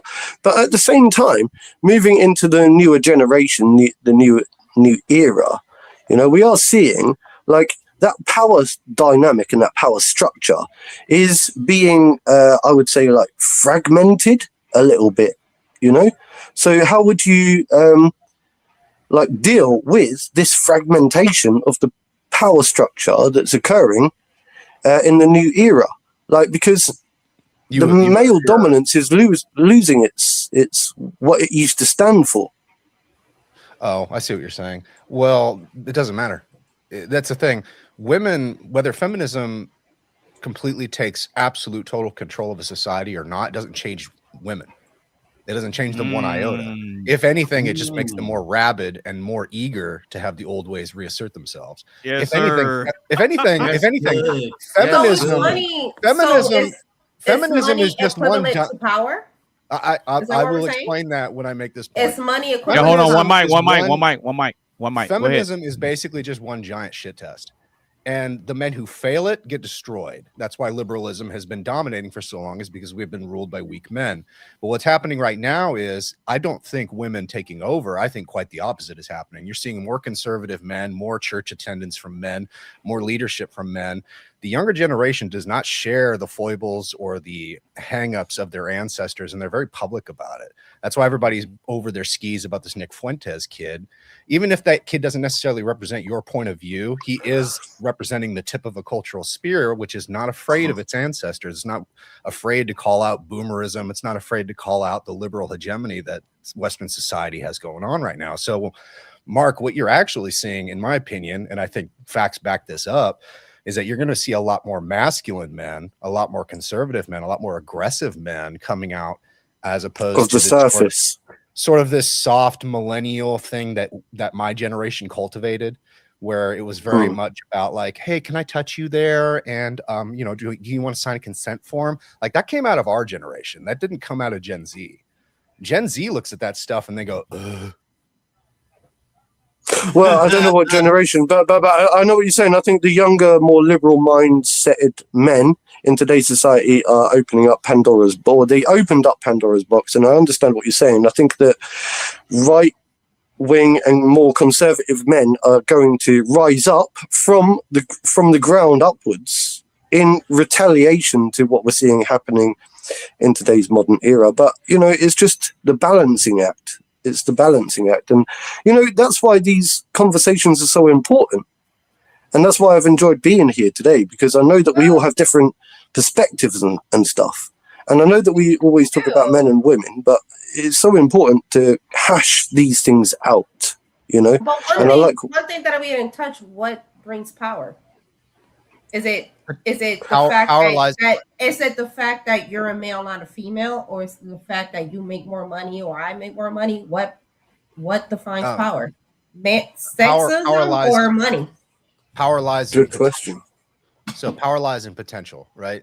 So you could be a dummy who wouldn't be able to engineer a silicon wafer that's going to make you billions of dollars by becoming the next big CPU. But if you are strong enough to steal it from the nerd who does and then make him pay you, then the women are going to be attracted to you because you're the one who's capable of taking all the power and resources. So the bully boy tactics. If the nerd comes out on top in this scenario, suddenly he's not a nerd anymore, and the women will come up with self-justifications for how he's hot because he has a yacht. Right? I mean, the nerds are billionaires, though. Well, there's a lot of nerds called billionaires. Power in potentia, right? Like, this is why, you know, they were writing this, I think, I don't know, my Time or Newsweek, like 10 years ago. It was like the generation of the nerd or the year of the nerd or something like that. And a lot of that's kind of self-serving because the people who are writing these things are dorks. But it's true in a certain regard, right? Like when you live in an information culture where you could make a bunch of money by coming up with an AI app that, I don't know, figures out how to make dental visits more convenient, and suddenly you have like generational wealth overnight because this thing takes off. Women are going to find you very attractive, even if you look like a complete dork. So you think that power? Damn, son, where'd you find this?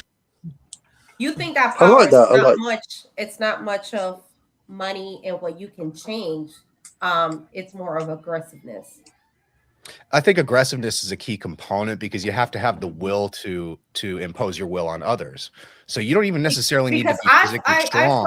I find power defined as you have the power to change something in my life, and therefore you have the power because you change Power of something in my influence. life. Not exactly influence something in my life, change the way I think, change the way I feel, change the way I live. Really? That's power to me. Really? Not necessarily you make more money or you're aggressive enough. But all of those things are going to be Get it. predicated. All of those things that you just said would be ideas of power are going to be predicated on somebody who is capable of achieving the things that I mentioned. So for instance, the kind of guy who's going to have the confidence and the actual like real life solid wisdom to give you life-changing advice is going to have to actually be able to change his own life. Right. Exactly. Like if it's just some homosexual who got really high and thinks he's brilliant because he's high, the advice he gives you is going to be crap because his life is crap. Right. He doesn't make good choices, so he can't tell you what good choices to make. That's very fair. That's a very fair comment. So even Well, by the same argument, you can think that you're the damn head of the household, but it's my household. I pay for the mortgage. I pay for you. You're like making the same argument as Jody from Carmen, Baby Boy. Carmen, if it's my house, I pay for it. I got it. It's my car that you drive, but you get to claim yourself because you're a man and you claim yourself. This is my car. This is my castle, even though I made it and I buy it. But that's the thing. You're not dating a man. You're dating a child. You are subsidizing a child's life, and he is pretending to be a man. If he was a man to begin with, none of the things that you just previously mentioned would be true. He'd have his own car. What makes him a man is capability. What makes him a man? Because by the same argument, you said that aggressiveness. Okay, fine. You can protect me with somebody, but it's still my door that's knocking down. So how do you if know aggressiveness makes you a man, then we can make that argument. No, in this scenario, you're describing someone who's basically a man-child. How do you know that this man-child can actually protect you? You tell me. Ooh, good point. Well, but he's asking you the question, though. Yeah, I can tell you right now that based on this hypothetical, I'm assuming. Well, in this scenario, he's a man-child. He doesn't bring anything to me. He doesn't change my life. He doesn't influence my life in any type, way, shape, or form. He's just here because he's a big, strong man. Well, then so that makes him automatically a man. He don't bring no money. He don't bring no influence. He don't bring anything. So that's just a pet dog. That's like owning a very large pit bull. So that's what you just said. No, it's no. I said I was a dog. He never said he was a dog. What I said is women are attracted primarily.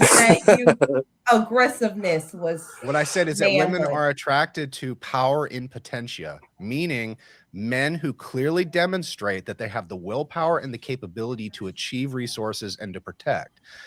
A man who just postures a lot is just a child wearing his dad's shirt. Right. It's not the same thing, and everybody knows it. That's why nobody respects that guy. It doesn't matter if that guy is built like Ving Rhames; he's still a loser, and everybody knows it.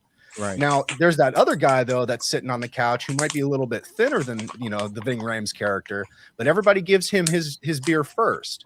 Right? There's something different about that guy. It's because that guy actually gets results. That's the guy who actually has everyone's respect. That's the one who's actually putting himself out there. No. Power and potential. Right. So and this is what women are attracted to. What makes the tipping point is potential, not money, not influence. And women have to see it. Potential. Women have to see it. Even if they don't know exactly what it is that they're attracted to, they're attracted to that potential. That's really what that is. And I think that it kind of renders the whole notion of like whether it has to be biological or psychological kind of moot, because both mechanisms have to work together to make this attraction happen in the first place. It has to be biological and it has to be psychological.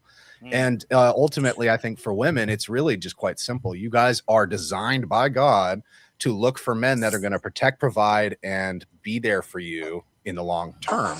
And so you're going to look for the maximum male status, the guy who can protect you from other males, but also from the environment, meaning that he's going to have to be able to provide you resources and build things. I think potential is dead without any action behind it. I can fall in love with the potential of the possibly man that I can love, but if you don't do anything about it, what the hell? Well, Yeah, because hang on, that's fair. That's not what we're talking about. You're talking about saying that I attraction. can fall in love with the man who has potential. There's a lot Correct. of men out here who die with the potential to be great, but they don't do anything about it, and they're dying. Yes, but you leave them when you realize they're losers.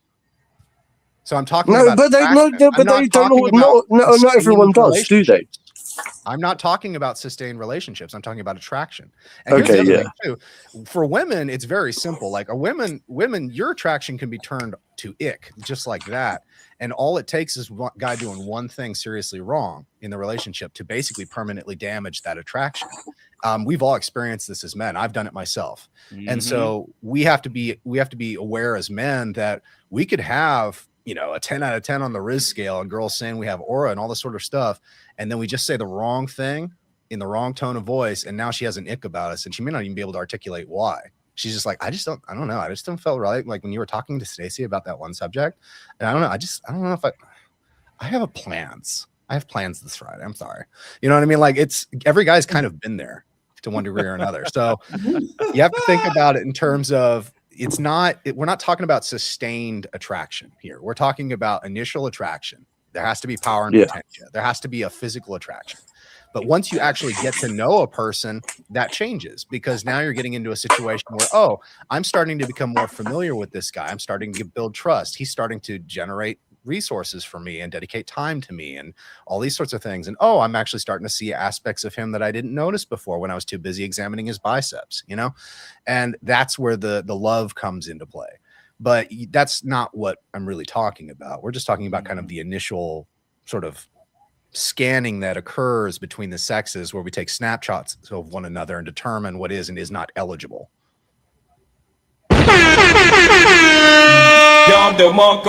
Bang, bang, bang. Shit like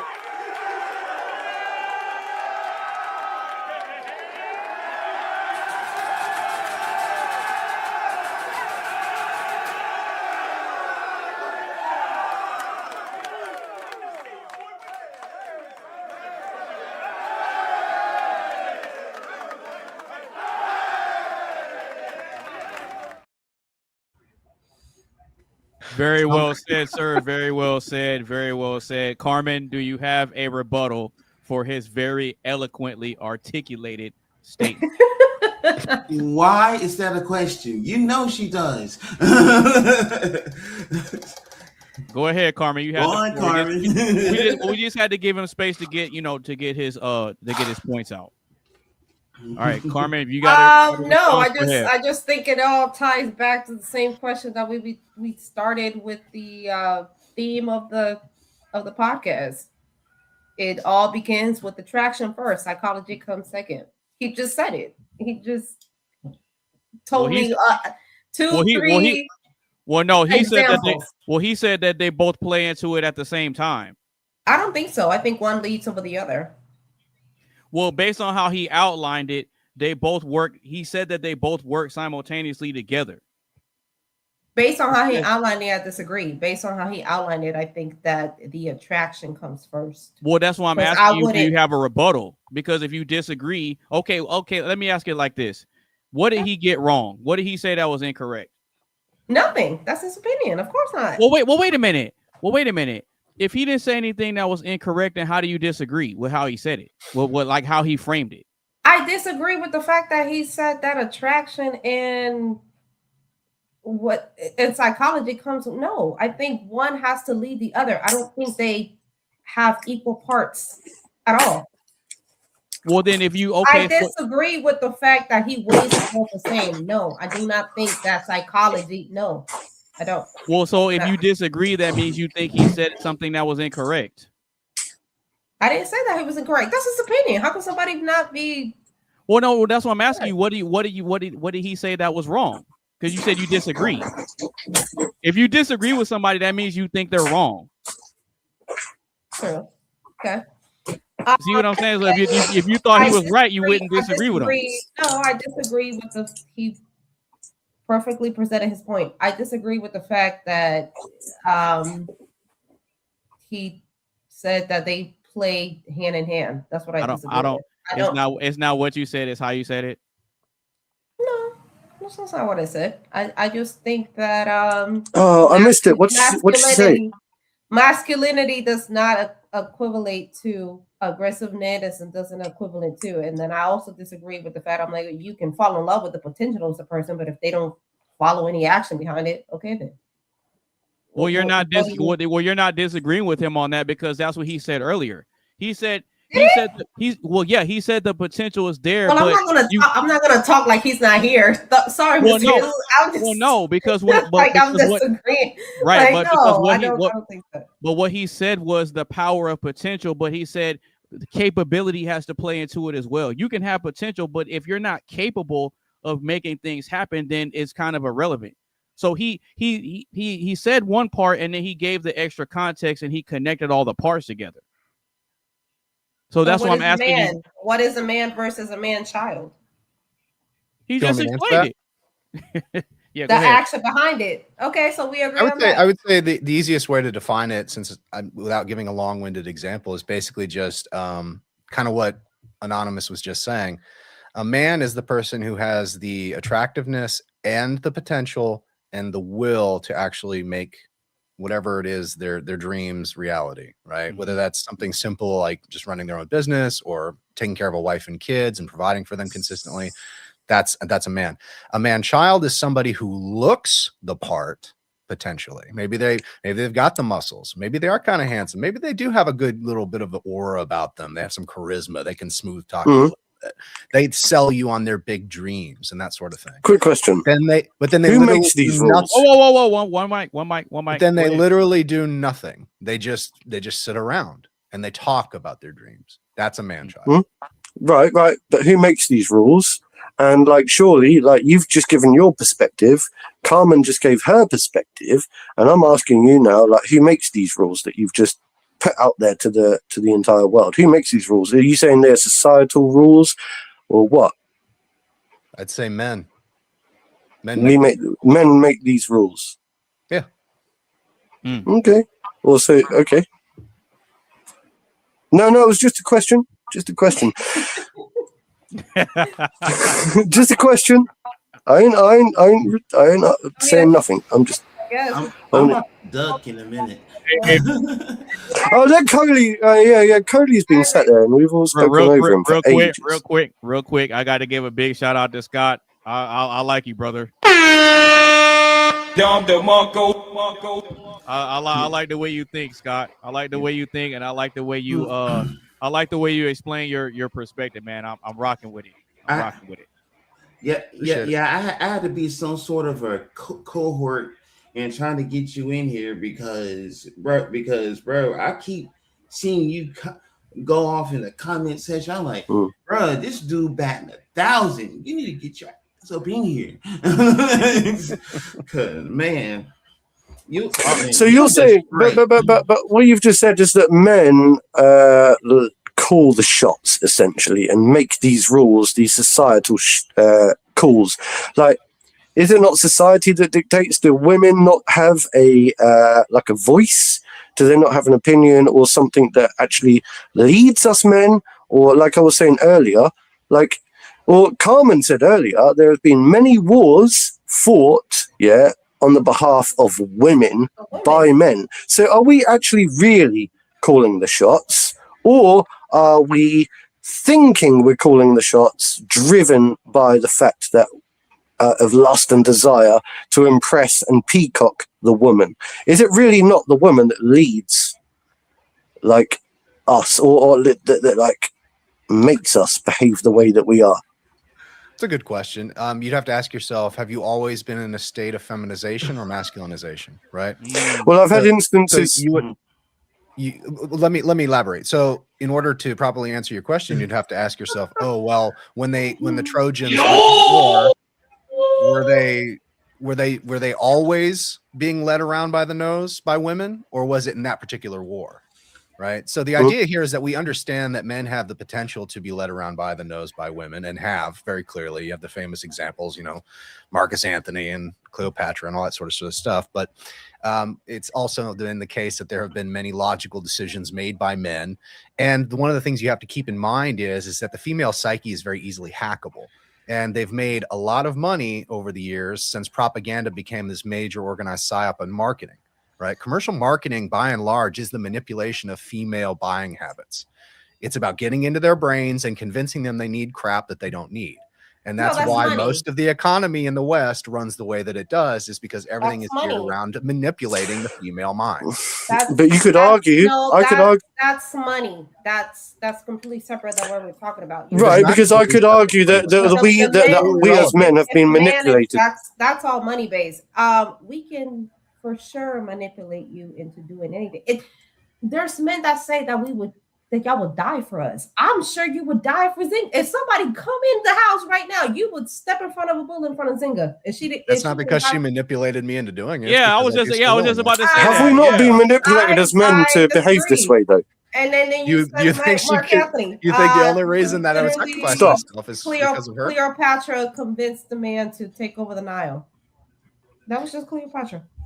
You also are presuming that a man like Marcus Anthony wouldn't have any ambitions of his own? I mean, one of the most powerful men in the world at his time wouldn't have had any designs geopolitically of his own except for this woman. His ambition was literally driven by this woman that he wanted to marry, that he wanted to love, and that he lost to Caesar. So what? I would argue that his ambitions were driven by himself, and that she just his ambitions were. I argue that his ambitions was driven by. She gave him impulsivity, which he already had to have the motivation in order for him to make the decisions.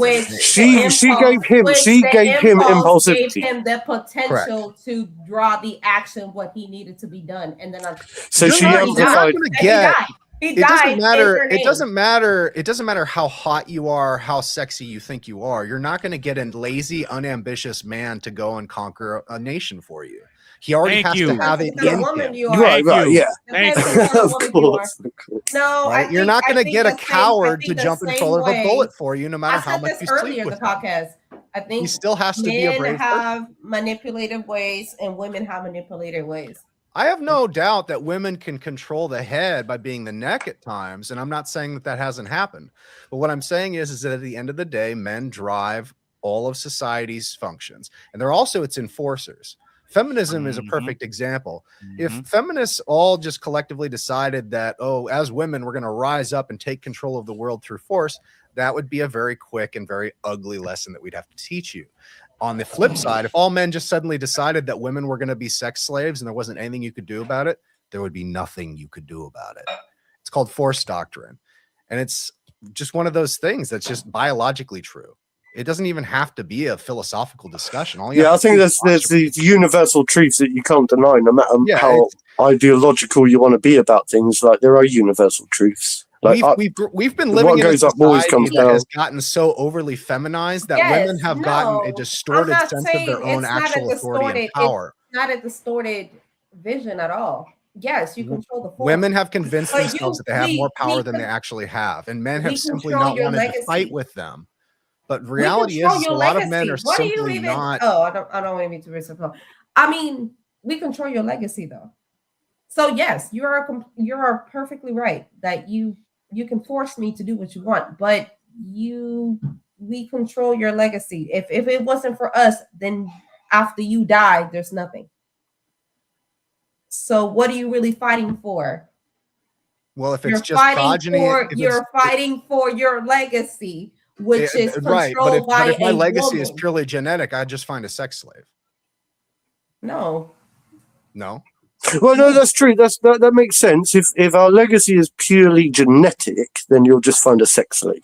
Like Right. seriously, What makes That an makes- that- individual that makes woman sense. special to us, that makes us chivalrous fine. and honorable, The is the lineage. fact Okay, that the so if we man wouldn't has be- to be if- chivalrous and Hold honorable. on, one mic. Go ahead, Scott. Go ahead. If there wouldn't be any concubines for the king to conquer, what would the king conquer? Well, there'd that would always be that, concubines. that I was gonna say that would Godzilla. I that mean, would I guess nothing, because it's not lineage. It's not. If by that logic, Carmen, then, I feel like you're every being other deliberately king. obtuse. I feel like you're being. No, I she's feel not like being you're deliberately arguing with the obtuse. No, argument. she's not. She's not being not- deliberately obtuse. I Hold think on, she's one being mic, one mic, reasonably one mic. questioning. Actually, Hold This on, is, one no, mic. no, Mark. One mic, stop. one This mic, is one very mic. easy to One mic. comprehend. If Mhm. you guys didn't, okay, if you guys weren't given authority by us, if we weren't enforcing laws as men, then you guys wouldn't be able to do anything. Even the cultural standards and things that Mark was discussing, the cultural norms that we accept as taboo, this or that, if all the men collectively just decided that they wanted to say the C word all the time, the women can't stop them.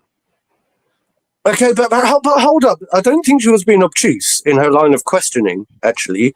I don't think she was being obtuse or deliberately obtuse. I think she was actually coming from a genuine You're asking me standpoint about of... the No, concubines because I think after the what king, that's a Carmen's stupid hypothetical. Carmen's argument is And if something all the along the women- lines and of, if all the yeah, women in something... the world will deliberately decide not to have sex with men. Look, I'm then not y'all taking would- sides. I'm not taking but- sides because I then don't y'all disagree would with anything that choose to Scott exist. said. So, okay. That would never But- happen, Carmen.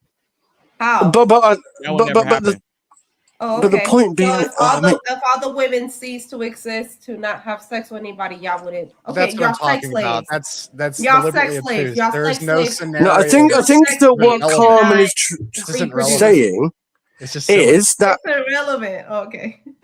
we are It's a silly driven. We are hypothetical. right, mate. We're driven by our balls. Yeah, we're driven by our testicles and our instinctive desires, animalistically. Very much. At the end of the day, very much so. Okay, don't all agree. humans are. No, we are.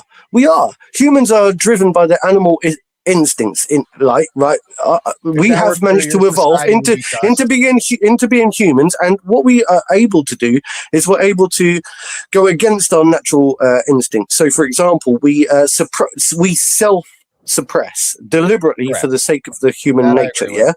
Right, So, we self-suppress. So, for example, we don't go around just raping and pillaging, yeah, because we've got a sense of conformity, what is right, what is wrong, what is good for the greater good, and so we self-restrict and we self-suppress. Now, self-suppressing doesn't mean negativity.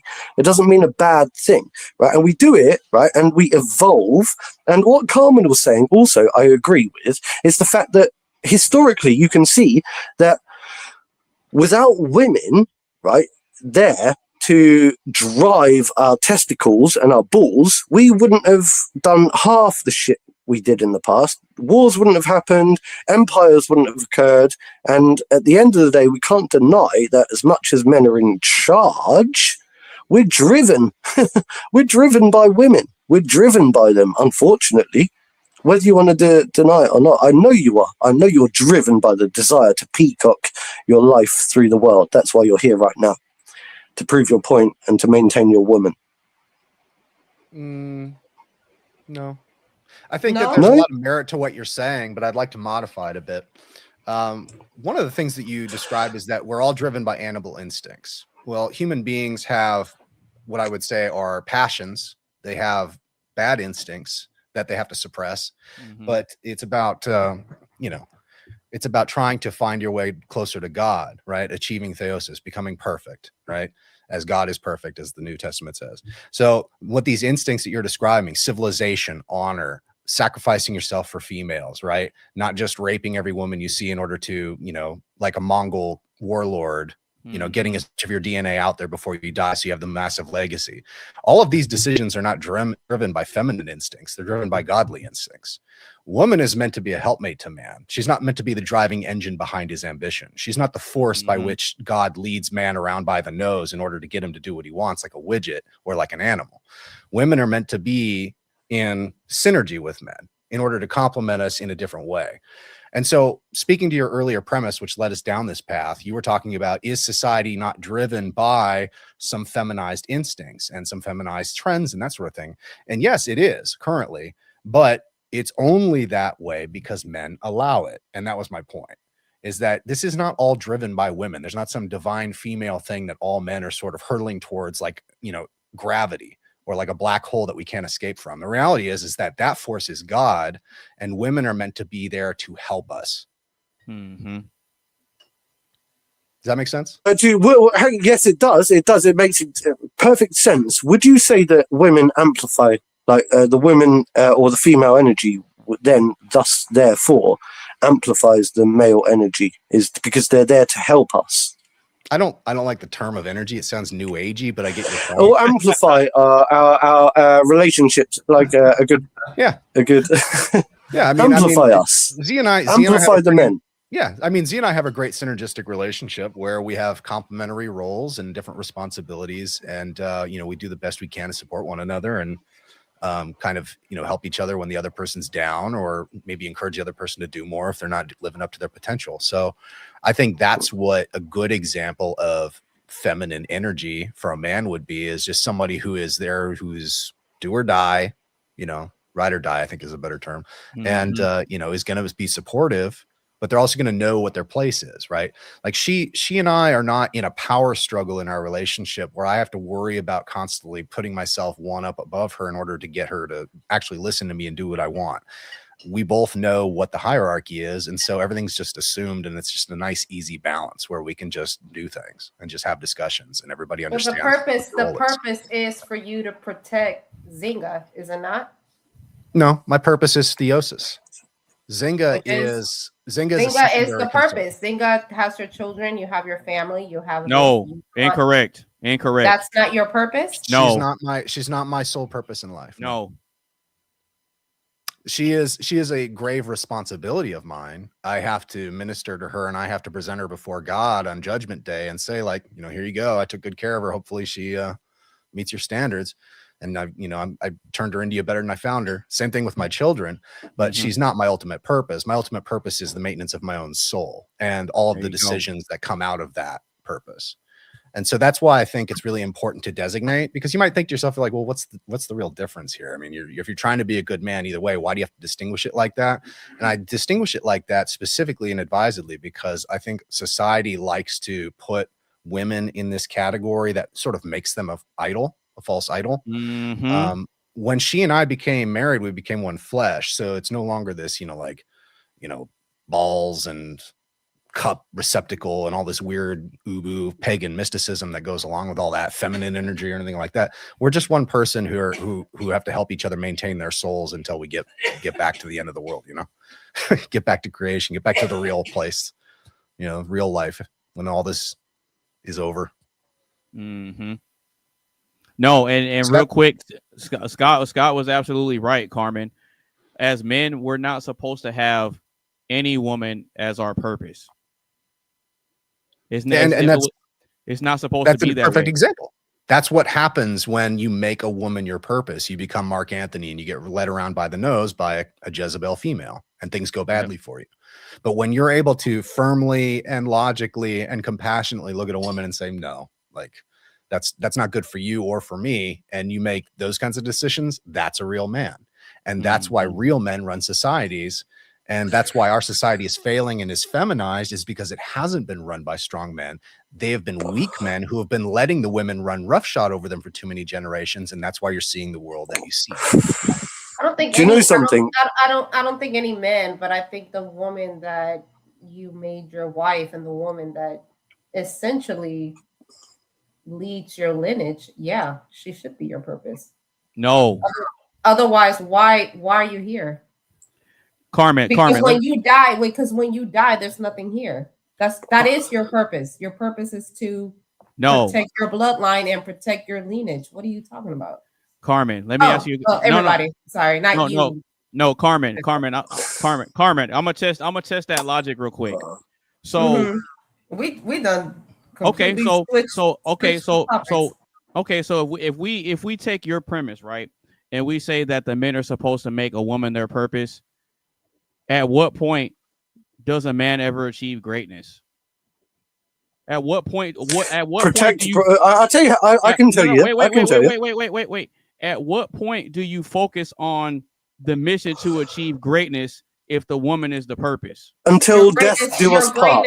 Your greatness is your lineage. Until death do us part. That's when. Thank you, Mark. That's exactly what it is. But I'm not talking. But notice how I didn't mention anything about a man being married. I said if a woman is no. At what point do you focus hard enough to achieve greatness? Until death do us part. You get married and then you go through the process. I didn't say a man has to be a man to be married, but if that's what you're looking for, then I don't understand why would you be married to begin with. No, let me ask it again. So you're under the idea that the woman is supposed to be the man's purpose. Did I hear that right, or did I get that wrong? Correct. Okay, so if the woman is supposed to be the man's purpose, and women are chasing great men, but if a man is making you his purpose, at what point is he going to allocate time and energy to chasing greatness? That's what you want to decide. The point is, if you want to make her your wife or not. That's the woman what is supposed to be defines the you. support system for the male ambition. She's not supposed to be the object of it. Exactly.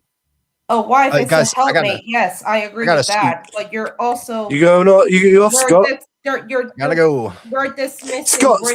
We're dismissing. Before you go, a part of the wife. Like I don't understand what the whole point of you being married is for you to provide your lineage and your bloodline. You can't do that without a woman, and I don't understand how you can't not have her as your guiding point because that is your entire purpose. Not really. No, that is. In my opinion. Okay. Well, then answer me this: why are there examples of great men in the Bible that never got married and had kids? They died. That's why we don't have any examples of it. But they never made a woman their purpose, though, and they have a legacy because of that. The reason why they died, and which is the reason why we just talked about Mark Antony and Zard or whatever. I'll be real quick on this point, but then I do have to go on. Yeah. Go ahead, Mark. Go ahead. Go ahead, Scott. When we talk about religious lifestyles, there's basically two ideals for men. There's either the life of clergy or monasticism, where a man takes sexual purity and makes his sole focus, something like hesychasm. Monasticism. He essentially just denies himself, right? And he focuses entirely on the spiritual development of the world around him, meaning that he sacrifices his entire existence and his ability to have progeny to uphold the pillars of the earth, right? This is why a lot of monks, especially in like the Eastern Orthodox, I was saying that sounds like an Eastern Chinese, like. Yeah. Well, it's not. We're not like them. But the point is that if you look at the Bible, that's what most of these major characters were. Is they were essentially monastics before the term existed. You look at somebody like Elijah or somebody like Saint John the Forerunner. All these great miracle workers of the Bible. God Himself in the form of Christ says, nobody's greater than John, right? And the guy walked around with weird clothes. And he ate bugs. John the Baptist. St. John the Baptist. And so this was a guy who didn't have children. He didn't have a legacy, and his legacy was a spiritual one. It was what he accomplished with his ministry. And so if you are going to take that route, then your sole focus needs to be God and the spiritual development of others. The other option is to get married. And if you are going to get married, then your family needs to become your priority so that you develop your wife spiritually, your children spiritually, that you provide for their needs and you give them something for when you're gone, but you still have to maintain your community. You still have to maintain your spiritual life as well. And so you can't lose focus on that. And your family's supposed to support you in that endeavor. And so that's just what I mean by that. So I do have to go, you guys. The wife needs me. Yeah. Before you go, I just want to say it's been a pleasure to actually have this. Seriously, man, I think you brought so much to the table, man. You gave me so much to think about. I'm going to literally, when I watch through this video tomorrow, I'm going to literally focus on this last little bit that you just said, because I need to know and understand what you're talking about with some of that terminology. John, I don't really know the Christian, because you people like you always bring up these Christian terms, yeah, and you can always quote something from the Bible, and I find it like quite impressive. I'm like, oh wow, because that brings like light to the table that I don't fully understand. Like I don't understand the Bible in the same way that people like you do. Anyway, thank you. I understand. I would look into Eastern Orthodoxy. Or just Orthodox Christianity. It's out there. There's a lot of material on YouTube that's really good. If you DM Zinger or somebody like me, we can give you some specifics, maybe even some books to look into. But everybody, I do have to go now. So all right, you take it easy. Take it easy. All right. Bang, bang, bang. Shit like that. Shit like that. Shit like that. Shit like that. And then there was. Oh no, that's the tag. What there was 5 in the bed, and the little one said, "Roll over, roll over." You know how long it's been since I heard that one? Oh man. Now imagine you meet a guy on Hinge, and then you start talking the audio messages on iPhone, and that's how he talks. Hey, there you go. That's how it was. Oh wow. Well, he's very refreshing and enlightening.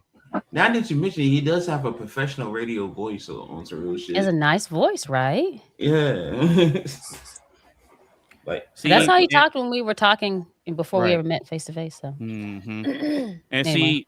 see, Carmen, that entire exchange of you and Scott going back and forth is a perfect example of what can instantly make someone attractive without looks. Now let's pretend he's single. All of our cameras were off, and none of us knew what each other looked like. Yeah, but Charles, mate, doesn't that feel a little bit patronising that you're telling Carmen to heed some kind of message from that interaction there when she's got a perfectly good, solid relationship going on? I think if all the cameras turned off, I would not. No, Marky. I disagree with every single thing that he said. Everything he said. Mark, you was just saying that for example, you know what I'm saying? Yeah. And he ain't saying like, oh, let's do this for real. Like, no. No, I'm just saying though, like.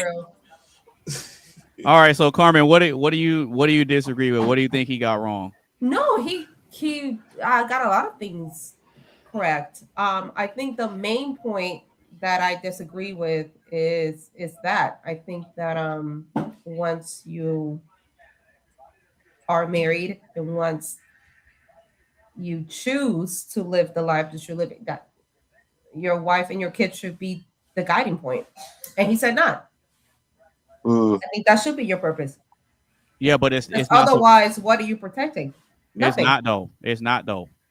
And that's what it's a part of your duty. It's a part of a man's duties, but I think if you say it's their purpose, then that means it's worship. And we're not supposed to worship people. Exactly. No, not necessarily worship. I don't mean it like that, but give me the buzzer if I'm wrong. But the buzzer? what Mark I know what said, you mean. But what Mark said, I think it's something of this. I think it's something of the similar sense to like. A female, it's my duty to protect my lady and stuff like that. But ultimately, I cannot put her above God. Like, am I in the ballpark, or am I absolutely wrong? Or no, I think well, you might be on. If God gave you the duty, if God said, "This is your duty," and then you make it your purpose in life. I think you get wrong there, because if the woman dies, if the woman cheats, or for whatever reason she's gone, then what are you? At the end of the day, you're a man of God, and you're supposed to worship God. Same thing for a woman. Mm-hmm. You have you're designed to do certain things, and it is worship unto God to do that designation. But to then make the designation a purpose makes it worship, I think. Mm-hmm. But then, like the problem with scripture in today's modern era is that, like, we've got lots of people that follow scripture in a very hardcore way, and you know what scripture can lead to is all sorts of atrocities depending on how people interpret the scripture or use or manipulate the scripture. That's true. But if you take scripture out of it and just pay attention to how human beings operate in the mating and dating landscape, it proves what we said to be true. Because women don't respect men that prioritize them all the time. If a man, just think about this. If Carmen's husband or if Zynga's husband was calling and texting all day long, it may be cute and give you the warm butterflies in the beginning, but after a while it starts to get annoying because us men, we're not designed to be putting women on pedestals. We're designed to be getting out here chasing greatness and building something up that other people can benefit from, i.e. our families. You see what I'm saying? So with that being said, no mother wants a weak son, and no sister wants a weak brother, and no woman wants a weak husband. So in order for us to make sure that our strength and everything is in place, we have to prioritize ourselves and God first, because I can't get the greatness and the resources that my family can benefit from if I make a woman my purpose. That's why so many guys fall victim to being simps and stuff, because they're chasing women. Oh, let me just take you on a date. Let me just take you on a date. The woman is showing you that she's not interested in you, but you're making it your sole purpose to court this woman that's not interested in you. And guys find out the hard way. But you spend all your time and resources on something that you're building. How can you do that without a woman? What are you building for? What are your resources for? Well, I mean, in all fairness, Carmen, in all fairness, I'm single. Sorry, Zynga. I did it again. No, I'm saying, but your community, your country, there's other people around you, your church, your extended family. I mean, I'm single, right? And I still work. I still pull my thumb out my bum every single day. And it's not because, but I suppose I am driven by women.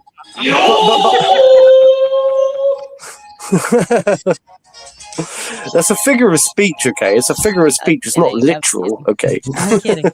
I'm just saying. I was waiting for that.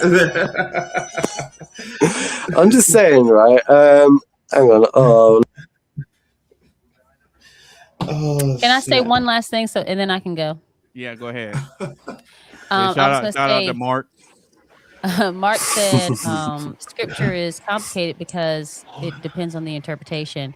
That's why Scott specifically suggested the Orthodox Church, because it has a normative authority in which began in 33 AD by the apostles, and hands have been laid on, and oral tradition has been passed down since then to priests and bishops and patriarchs and metropolitans that you see today.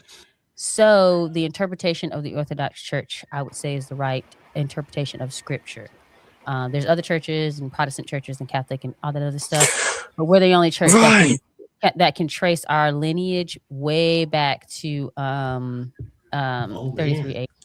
Apostolic I need to Zynga. Before you go, please, I need to ask you this question, yeah, because I don't really understand. Though, because no, don't go. He did earlier. Okay, Zynga, I need to ask you this question, please. All right, please. Right, I don't really understand too much. No, I don't know too much about the difference between being a Protestant and a Catholic. Although I understand it on a very basic, from a very basic standpoint. But what do you mean by being orthodoxy? What does that mean? Like, does that mean to be a Catholic, or does it mean to be a Protestant or not? Just a quick question: are you, Harris? Are you Orthodox? I am. Glory to God. Amen, brother. Maybe Mo can answer this better than I can, but I mean, it's from not the Protestant, and it's not Catholic. If you're Protestant, if you're not Catholic, you're a Protestant. So I will preference this by saying that Catholic, I am. You're not. If we're going there. I will preface this by saying that I am not an apologetic. I am very much an increased, I guess you could say, an aggressive inquirer.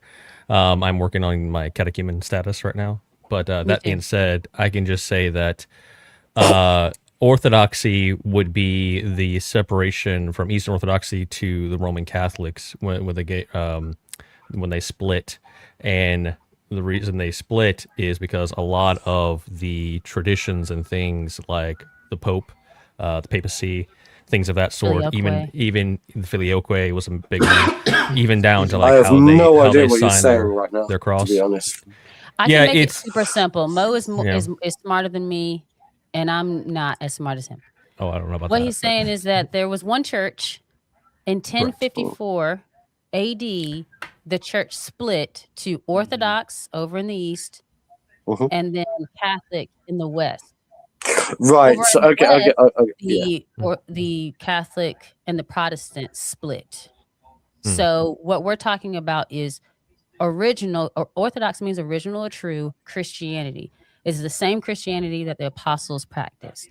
And that's what we're trying to practice. And so what she was talking about is the apostolic succession of passing down the priesthood. That's what she was saying before I came on.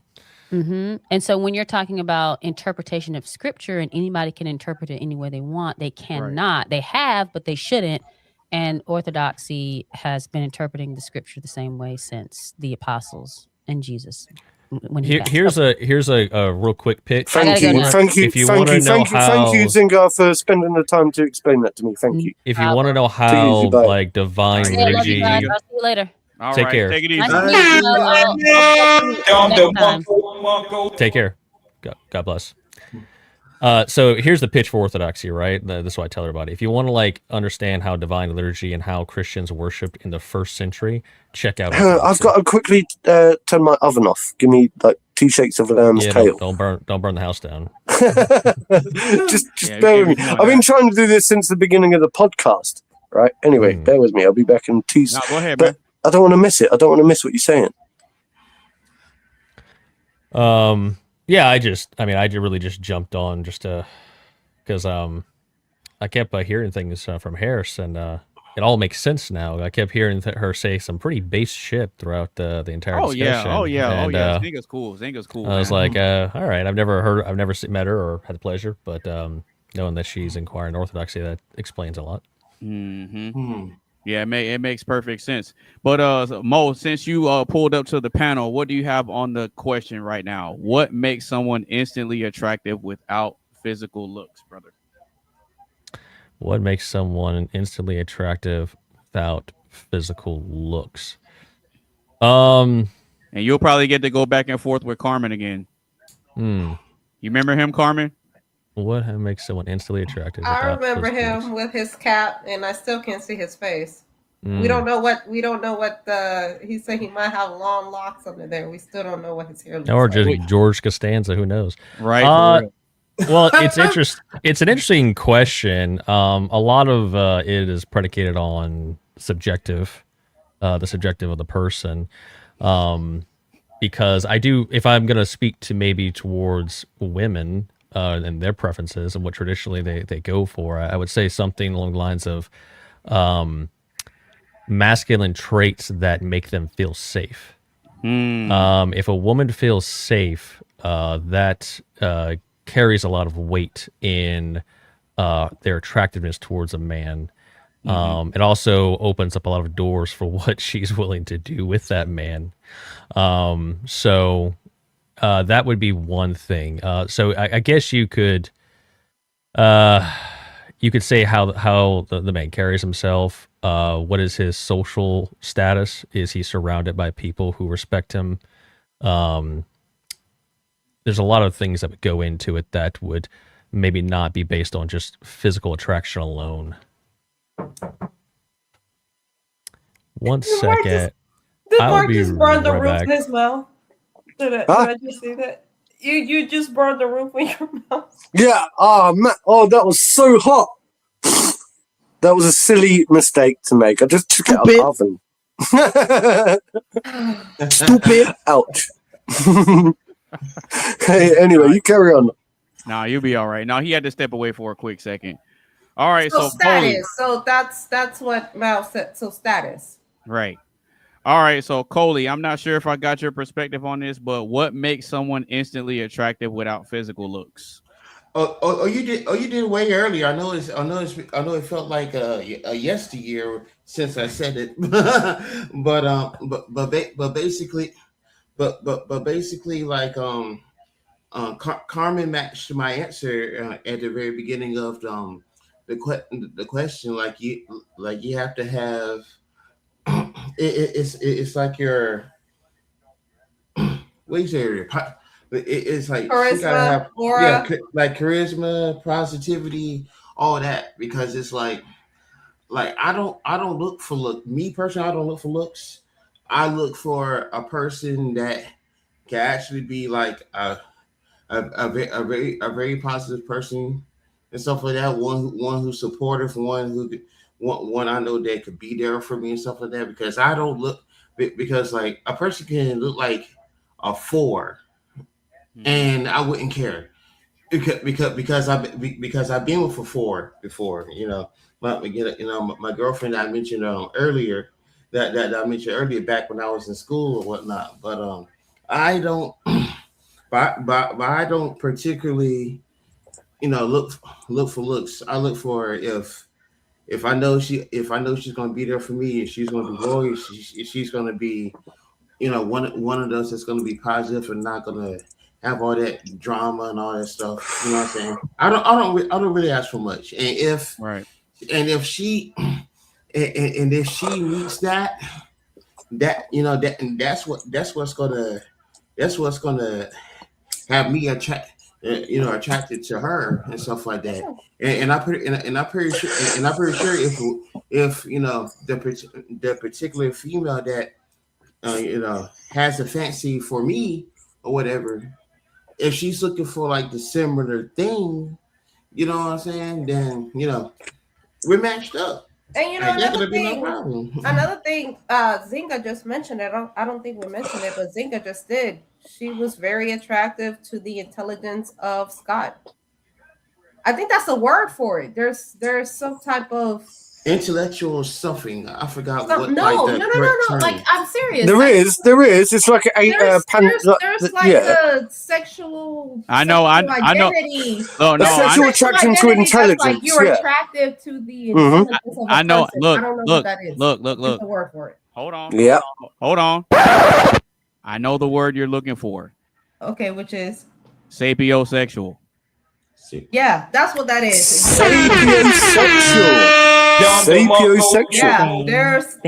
there's shit like where like I think you're attractive to the mind, the intent. Yeah, but I think I'm that. I think I've got that. Then I think I would declare, which I personally think is part of your charisma. But okay, I would declare myself to be a sapiosexual if that's what it means to be, right? If you're telling me that, because look, when it comes to attractiveness, like Coley just said a minute ago, yeah, he doesn't necessarily base a person's attractiveness solely on their looks, yeah. But I kind of find, right, that like I said before in a previous podcast, that beauty radiates from within a person. Yeah, so there are certain little things like a spark in the eye, yeah, a little glint in the eye, or a certain smile that you, as an individual, like you just can't help but pick up on those little cute little things, right? And you find them initially attractive.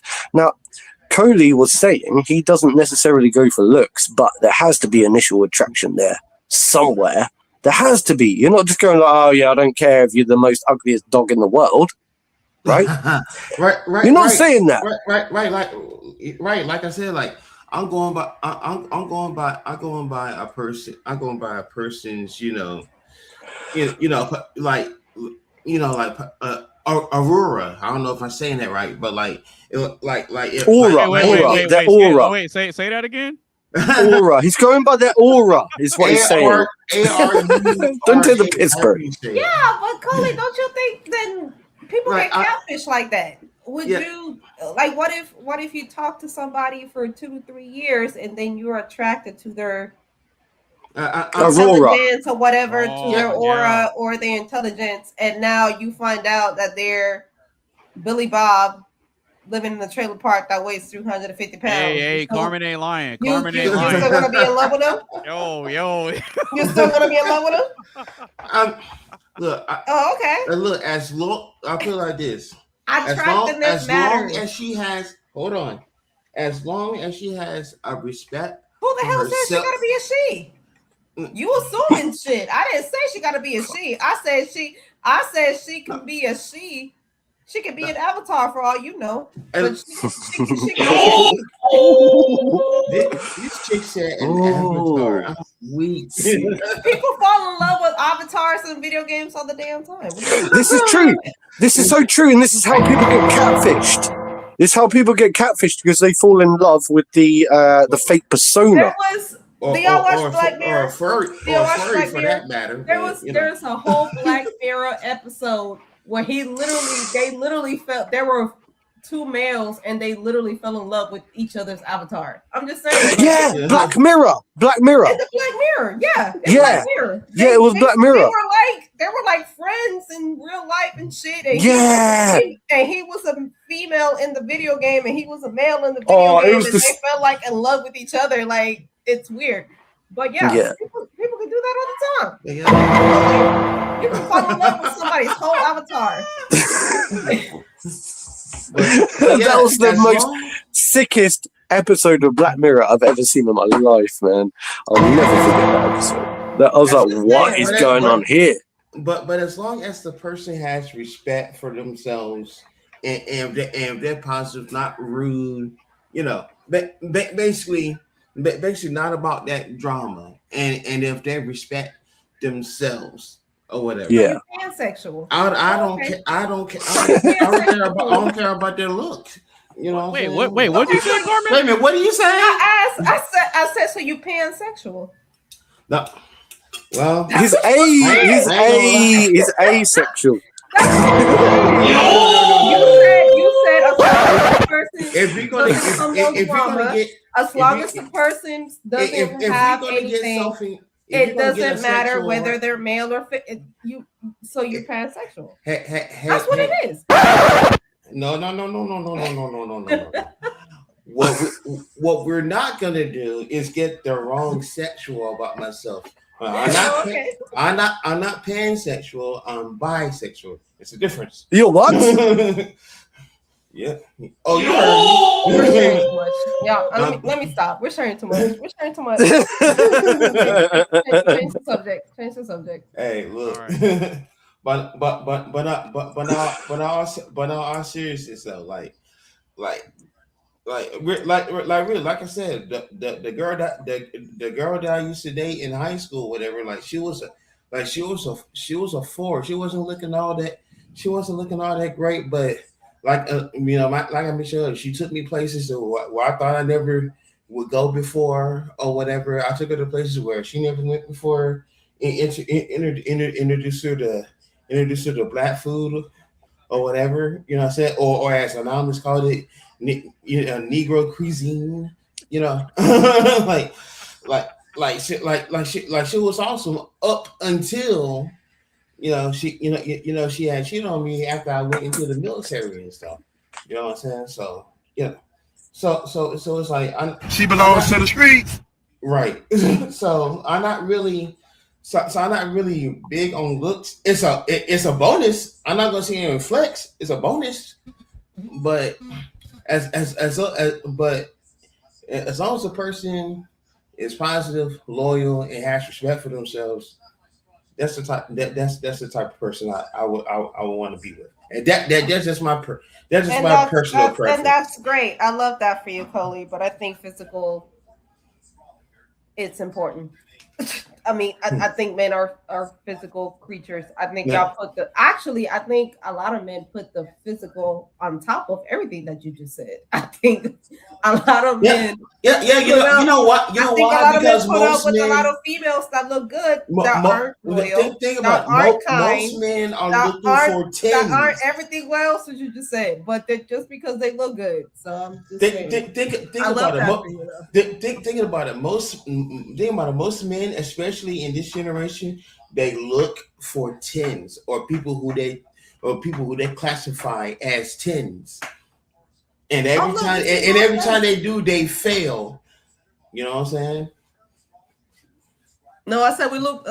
We see Mo's face. He was with his cap down, and he for like 2 seconds, Initial attraction's always going to be physical. Anything otherwise is just cope. I mean, now what keeps a relationship going is going to expand onto other traits like loyalty. Can she take care of a house? Can she cook?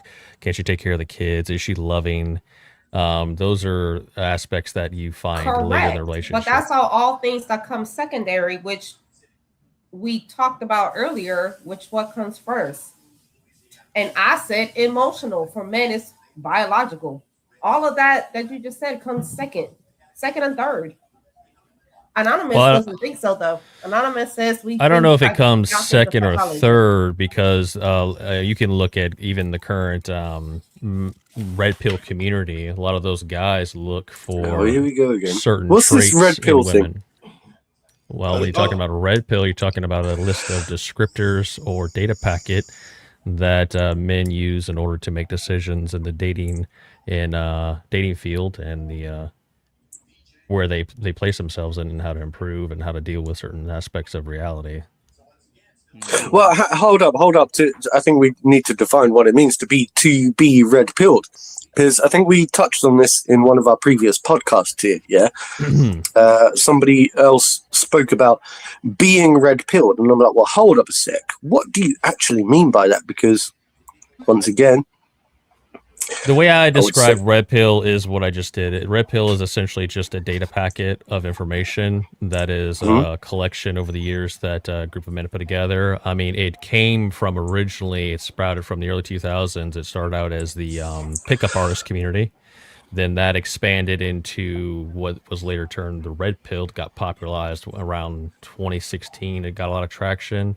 Rolo is a very big contributor to this. A lot of people call him the godfather of red pill, even though he hates that title. I have no idea what any of that means, right? But when I think of red pill and blue pill, obviously we associate it with the Matrix movie. Yeah, that's the Matrix movie. From. Yeah, that's the terminology. Where it came from. Yeah. And also, I like to think that we can now attribute the same thing to left and right wing ideologies in the world. So if you're being red pilled or blue pilled, for example, in today's social climate, I'm talking about the intersectionality of dating fields. Right. I was trying to get to that. Because like this whole red pill thing for me doesn't fully make sense right now. Well, to be clear, my stance, I am not a proponent of the red pill. I just don't like to straw man ideologies that I disagree with. If I'm going to critique an ideology, I want to critique it in its best form, not a straw man. So now I will say this, for the red pill community, it does get the descriptors correct for the most part. But how those descriptors are applied in how they deal with it is where I disagree with. Hey, Mark, there you go. Okay, I've been silenced though because I just don't understand anything that was just said. Well, what is your question around it? My question is because we were talking about we were talking about this whole dating scene and this, that, and the other, and how men and women differentiate and so on and so forth. And then you brought up the terminology of red pill, and I've heard it a few times, and I feel like it's a very strange term to bring into a conversation. And it's like, well, where do you what is red pilling in the first place? So, look, maybe it's a side discussion. I'm happy to go into that if everyone else is, but I just need to understand more about what you mean or what your context was when you were trying to apply it to the conversation in the first place. Mm-hmm. I was talking where I was going with that is the manosphere red pill community. They, along with, I would argue, men in general, they do look at relationships in a logical way sometimes, in a lot of aspects. Like, for instance, that they don't want a woman with a super high body count. That's a logical reasoning that they use that would infer that they would be a better mate long term.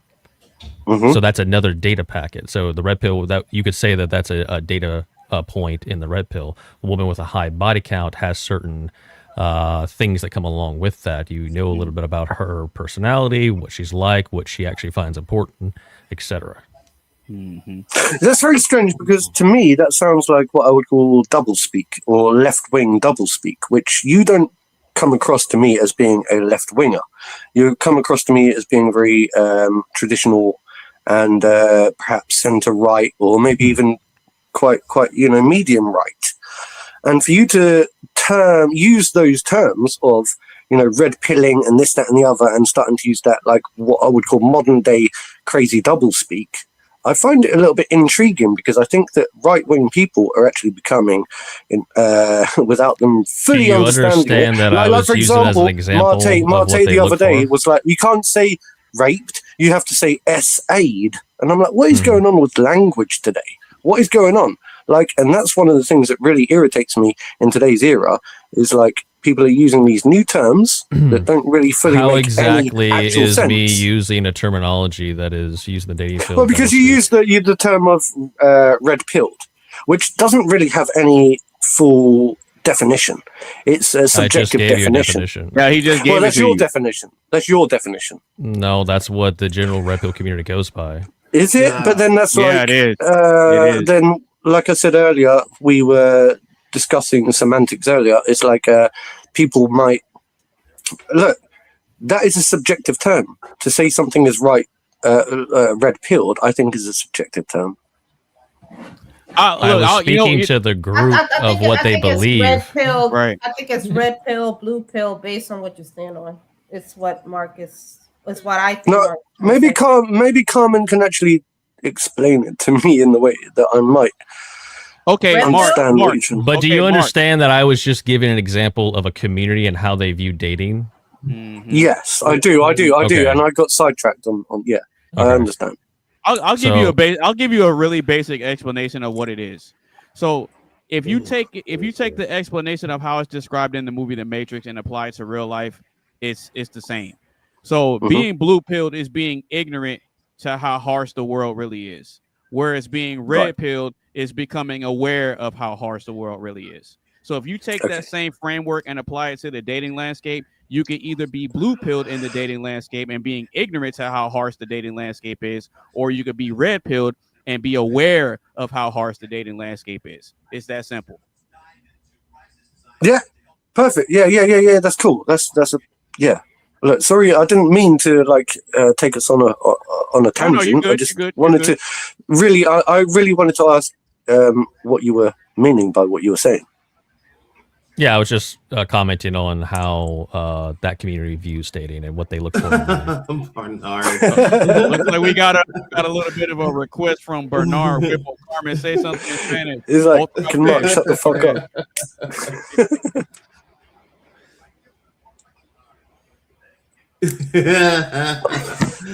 Yeah. Not you pointing me. You know, Bernard. Yo no sé qué tú quieres que yo te diga, pero. Hey, if you want to see more than that, all you got to do is go and check out some of her cooking videos. Yeah, because she honestly watch her cooking videos, and you'll be like, oh, I got to watch more of this. What is this? All right. Love connection? All right, so Mark. No way. Quick. All right, so Mark, real quick. What makes someone instantly attractive without physical looks? I think. Oh, see, you say physical without physical looks because I was going to say the spark in their eye or the smile or something like that, but that's still physical. So I would say like it's something that radiates from within, like a glow, like what Coley said earlier, the aurora. I'm only kidding. The aura that is stupid.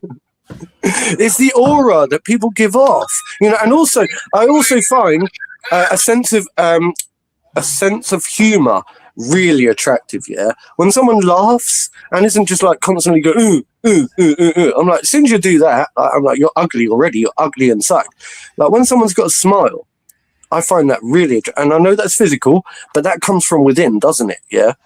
So like it's the whole, I don't know, the persona of that positive outlook in life. I find that so attractive. The get up and go, the drive to never let yourself get beaten down, to pick yourself back up through your voice too. Your voice, someone's voice. Since somebody just asked me to speak Spanish, your voice, your tone of voice, I think you can fall in love with somebody's voice accent. Isn't that a physical manifestation? No, it's not. I mean, look, you know, I said I can speak. You know, I said I can count in Spanish. How do you make the sounds out of your face hole without a physical body? Carmen, do you remember I said I can speak? I can count in Spanish earlier. You can't see somebody's voice. That's my point. Yeah, but I can also count in Polish and German and French. Is only things you can see physical? British, his British accent. You can call somebody. You can. So is only things you can see physical? Yes, that's the definition of. Only things no, because things you can touch and feel are physical. Physical comes from the word physique, right? If I can't see your physique. Okay. See, physical isn't just physical reality. What about like air molecules?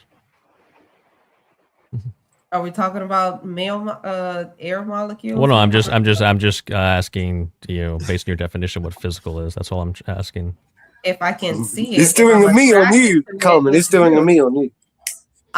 No, but I'm speaking to the question. The question is, it's.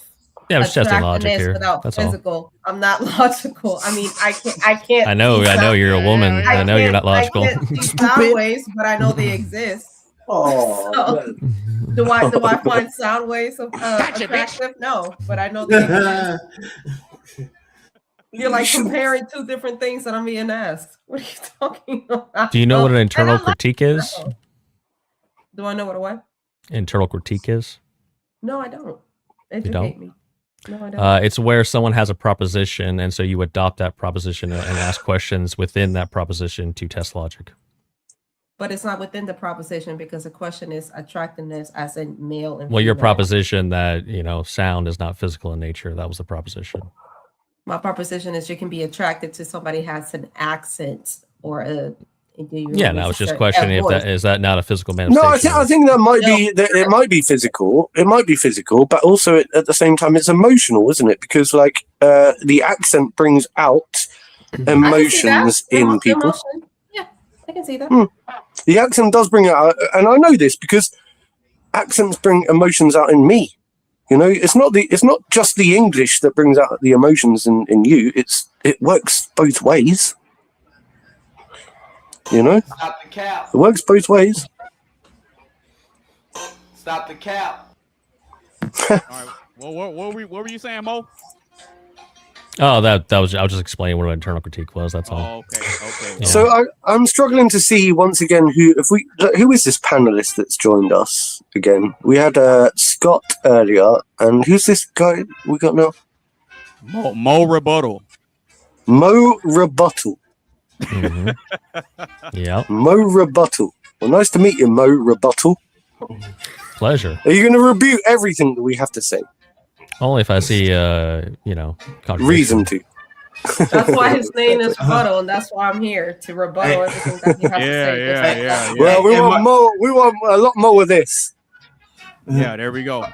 All right, so I'll go ahead and answer the question and give a little bit of what I think about what makes a person instantly attractive without physical looks. I think that their overall presence can be attractive. I think. Oh, thank you, mate. I think that their presence can be attractive. I think that their confidence can be attractive. I think that the way they carry themselves can be attractive. I think that the way they think, the way they speak, the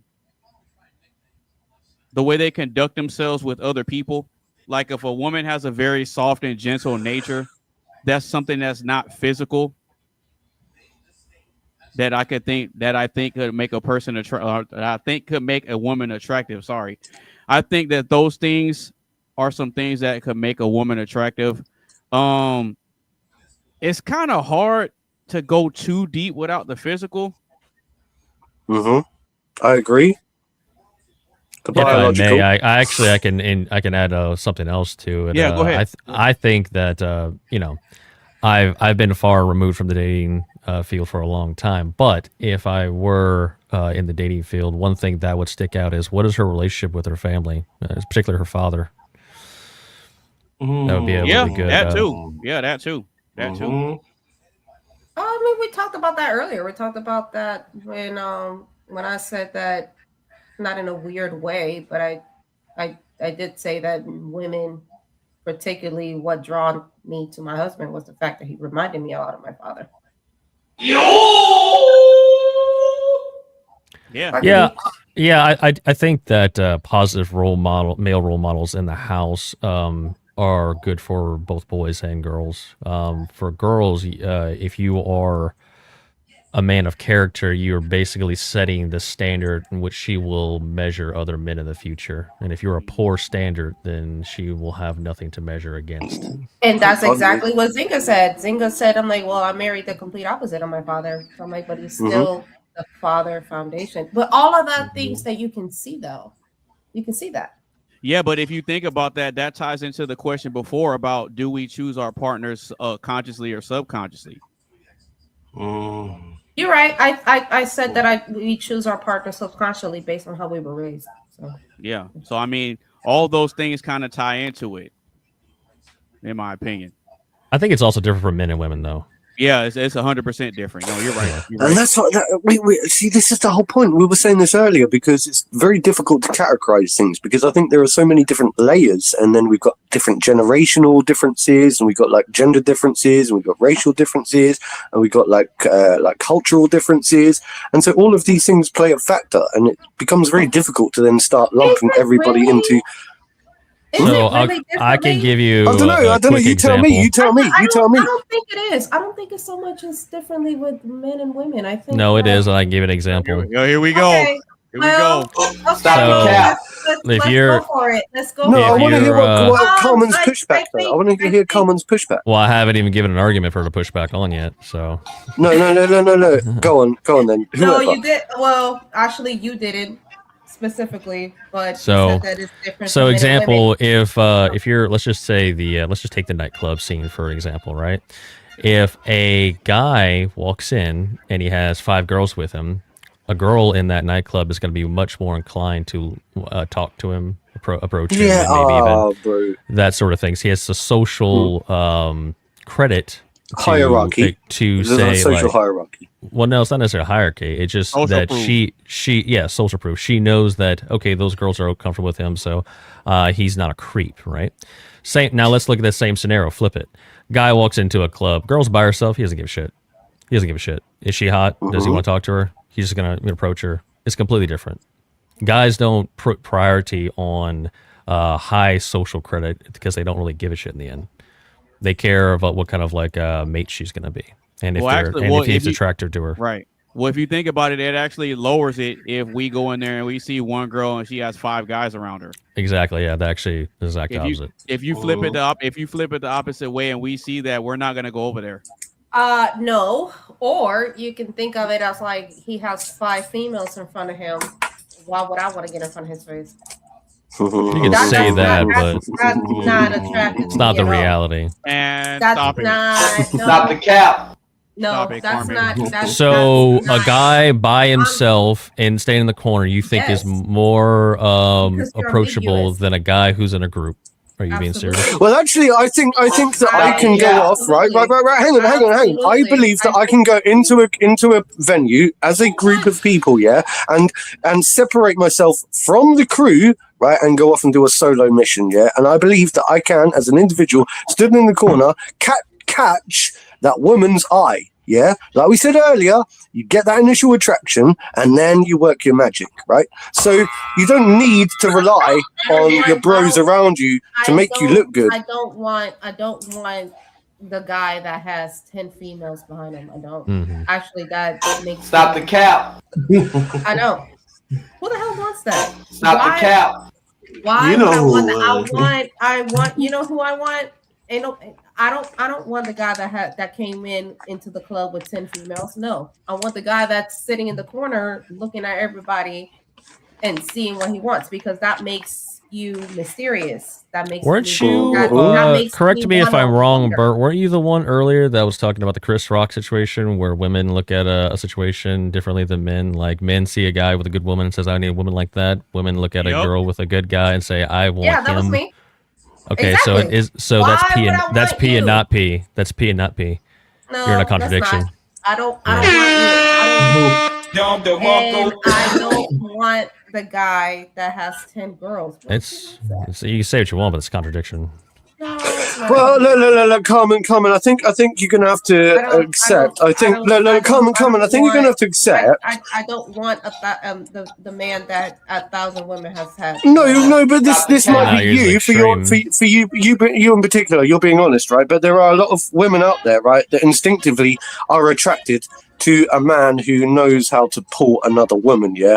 So I think what they're trying to get at, and as much as we like to deny it, like there is a hard truth. There is a hard truth that man that's got a lot of bling on his shoulder, and he's got the charisma.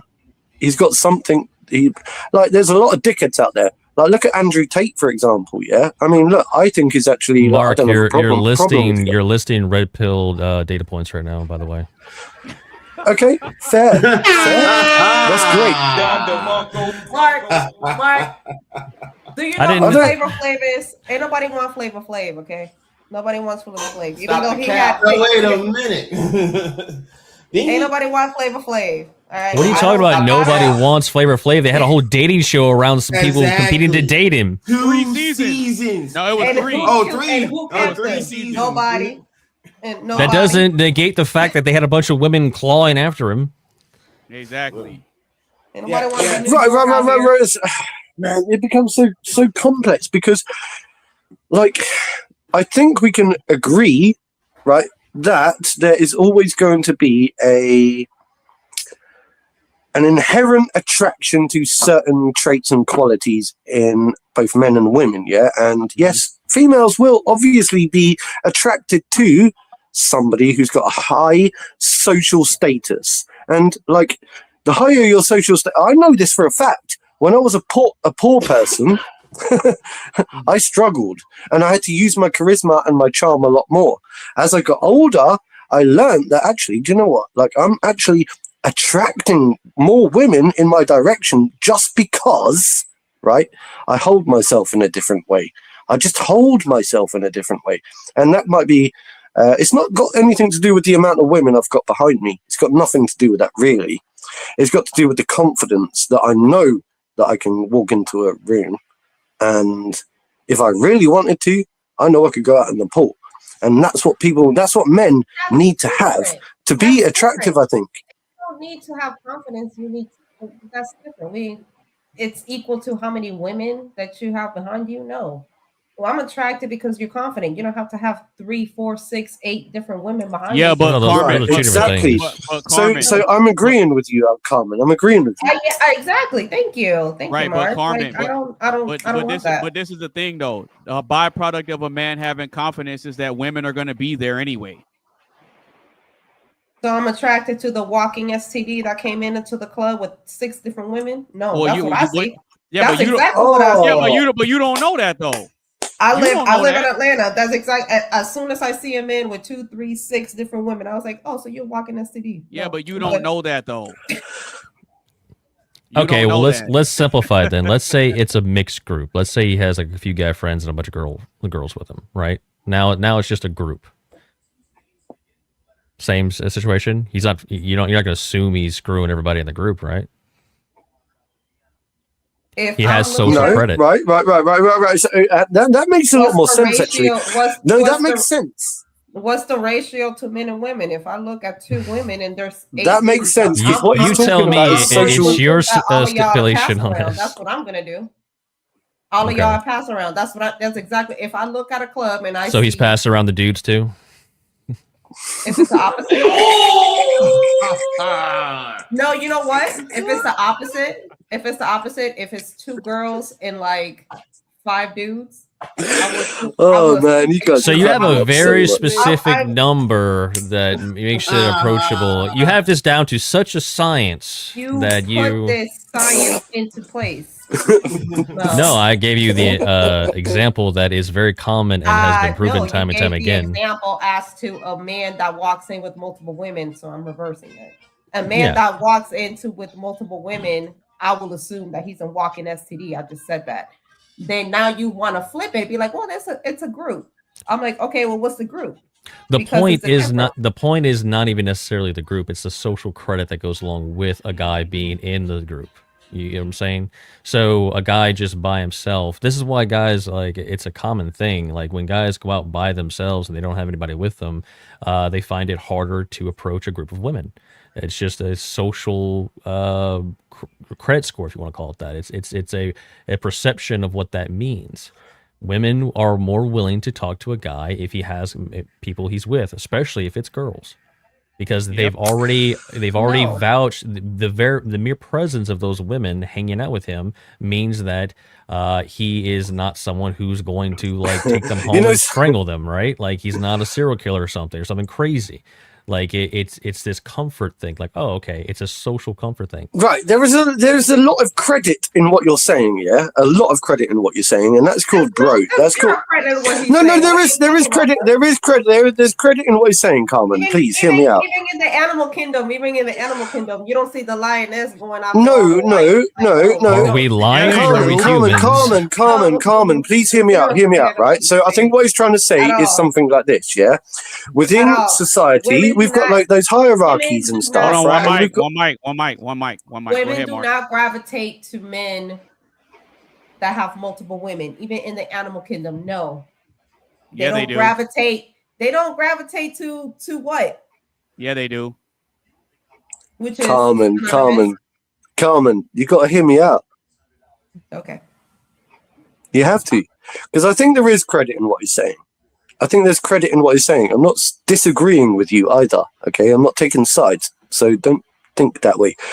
I'm saying there's credit in what he's saying because, right, at the end of the day, there is a social hierarchy and a social status that is, like, it's built up within the male sphere, the male sphere, yeah? And if I turn up to, if I, like I said a minute ago, if I turn up to a club, right, with my group of friends, I can walk away, yeah, and spend the night by myself. If I was to walk in there by myself, yeah, then I would get a different look. And so we are bolstered and amplified, because I like to use that word tonight, yeah, right? We're amplified by our bros around us in that club. And women notice it. They do notice it. If I walk in alone, women will notice it. If I walk in with a group of people, whether they're men or women, they will notice it. And I know this because we do this as a tactic. We've done it as a tactic for all our lives. We go, you need to be my wingman tonight. Yeah, you need to be my wingman. There's a reason why we've got people called wingmen, is because when we go out, we don't want to walk into a bar by ourselves because we don't want them to look like a dick and a loner. So I think there is credit in what he's saying, but I'm not disputing what you're saying either. Okay, well, here's a question Carmen, for you, just as an example, right? Let's say you go to an event, right? And it's a crowd, it's some sort of event. There's going to be a speaker, and the speaker, afterwards will talk to people. Who is the women in the group more likely to be inclined to talk with? The guy who was giving the speech or the guy who was serving the dinner? I'm going to have to log off soon anyway, because it's getting really late. And yeah, that's cool. It's getting real late. It's almost half past 4 in the morning here in the UK. Oh, you're on the other side, yeah. Yeah, I know, right? Fuck's sake. Obviously, the guy with the mic, because he was the. Because everyone is listening to him and he has a social credit, right? He had to draw a crowd to come there to even listen to him in the first place. Well, the guy who's serving. A crowd of women. How do you know that? The crowd came to him. You're literally part of the crowd that came to see this guy. What are you talking about? He didn't come with a crowd of women. That's what you said. You're not. But it's the same. It's the same. I'm giving you an example. And you're giving examples. You're saying social credit doesn't seem to matter, and it's just fallacious in its surface of an argument. Hey, Carmen. Yes. The social proof that he's talking about is 100% true. It is 100% true. You can try to deny it all you want to, but I can give you a solid example. Watch this. Stop the show. Remember a few panels ago when you said that when you were out and men saw that you had a wedding ring on, they avoided you and they stayed away. They didn't try to holler at you. But you said when your husband goes out and women see that he has a wedding ring on, they try to shoot their shot at him anyway, knowing that he's married. Oh God. Yeah, Don't yeah. say that. Bang, bang. Women And want you know men that what? other And you women. know what? And you know what? And exactly. They saw that wedding ring and they stay away from him because he knows he's committed to one female, not 3. It doesn't matter though. I It think doesn't it matter though. matters. Listen. That's why women are okay. Women are not okay with a man that lives at home with his mom, but they're okay with being with a man that lives at home with his wife. That's the difference. Oh. Yeah. That's always been a thing. That's why there's a term called a mistress. The side chick is called the mistress. What is the equivalent of that on the opposite side? If a woman is married and she has a side dude, what is that side dude called? Is there a term for that? It's your boyfriend. I rest my case. If that doesn't prove that the social proof argument is It's your boyfriend-in-law. He's your boyfriend-in-law. That's what it's called. That's what it's called. Your But what boyfriend-in-law. I've accurately illustrated is that what Mo Rebuttal said is 100% true. You think all these women went to a Chris Brown concert to do a meet and greet because they think he's monogamous? They were spending rent money to take pictures with him. Bro, they're spending If you don't, if that doesn't prove that the social proof and what Mo is saying is true, I don't know what else to tell you. No, I think Carmen, you do realize it. I think you're just being like whatever. I think But there's attractiveness. you understand. You understand what you That's say. that's what I think that women are attracted to. There is an attractiveness and exclusivity. So yeah, to answer the question over here, yeah, when you seem exclusive, you're not out here balling it out and with a bunch of females. Yeah, it makes Okay, you more Carmen. attractive. Okay, cool. Let's test that. If you're You're ever exclusive. No, hold on. So let's don't press Carmen so much, please. No. I'm gonna use Don't I'm gonna press use Carmen, an unless example. she's up for it. I'm gonna disagree with y'all all night because I don't have females. Yeah, all right. Keep pressing Well, Carmen. I Let's already go. gave you the example that proved my point, and you agreed with it earlier. Oh, okay. Yeah. Toxic, Okay, so toxic, think about toxic. this. If I love Carmen. She's so Okay, cool. so She's let's really say- good. She's so cool. Right. So let's say your Go. husband's out, right? Let's say he accidentally left his phone and his phone starts ping, messages coming in. And you Hey, open it up. whoa! Stop texting me. Wow, you're gonna get me caught right now. So his phone is going off, and you realize that he left it at home, but you see that it's his phone, and you kind of go through it because you look like the nosy type, where you might want to sneak a little peek, and you see that he got a text message from a chick. If you see that he got a text message from a chick, are you gonna break up with him? Charles? Does this face look like nosy face? Yeah, it does. This smile? Yes. Of course not. Of course not. Look, see that Coley, she tried to do a psychological game on me right now, and it didn't Yeah. work. She's It didn't even work. She's smart. Right. You do realize, right? Wait, Charles, I think she plays you at your own game. I think Carmen plays you at your own game. No, she doesn't. I think she actually plays you at your own game. What I say earlier in Oh. the broadcast. Would I lie to you? Would this Yes. face lie to you? Yeah. No, it Yeah. wouldn't. This Yeah, it face, this hair. Hold on, let me. Yeah, let it me- would. Let me. hold on. Look, that's a disarming tactic. When they try I to love play- that. I they love try to that. play I the love little that. damsel I in would distress, never the lie to dainty little you. woman. Yeah, that's cap. That's Stop what. the That's cap. exactly right. That's what I love. I am That I so love that. nice. Yeah, I that am right there. so- I'm- Yeah, I that right would there was never a lie lie. to you.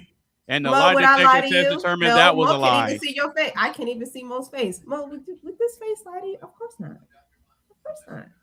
Yeah, well, you're a woman, so yeah, by default, you're gonna probably lie. Oh, whoa.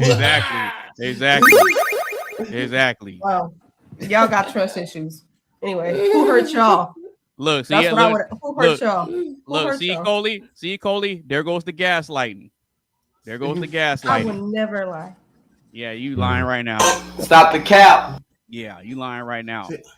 I wish I could play certain songs, but I don't want to get this channel in trouble for copyright. Oh no, it's all good, man. All I got to do is say fair use. Yeah. I'm literally looking right now for the "Would I Lie to You" song right now. Mm-hmm. Would I lie? I would never lie. Yeah, that right there is a lie. But anyway, does anybody else have anything else on the topic? Yeah, I got one last thing to say. I've got a bed to get to. It's very late in the morning. I'm off. Okay. And I've really enjoyed. Oh, whatever. Shut up. I've really enjoyed.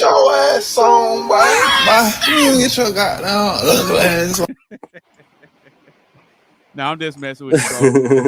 Also, that's the official merch or what? Yeah, it's my merch, bro. I've sold a few t-shirts. Mate. Yeah. I'll do all that. You got hoodies.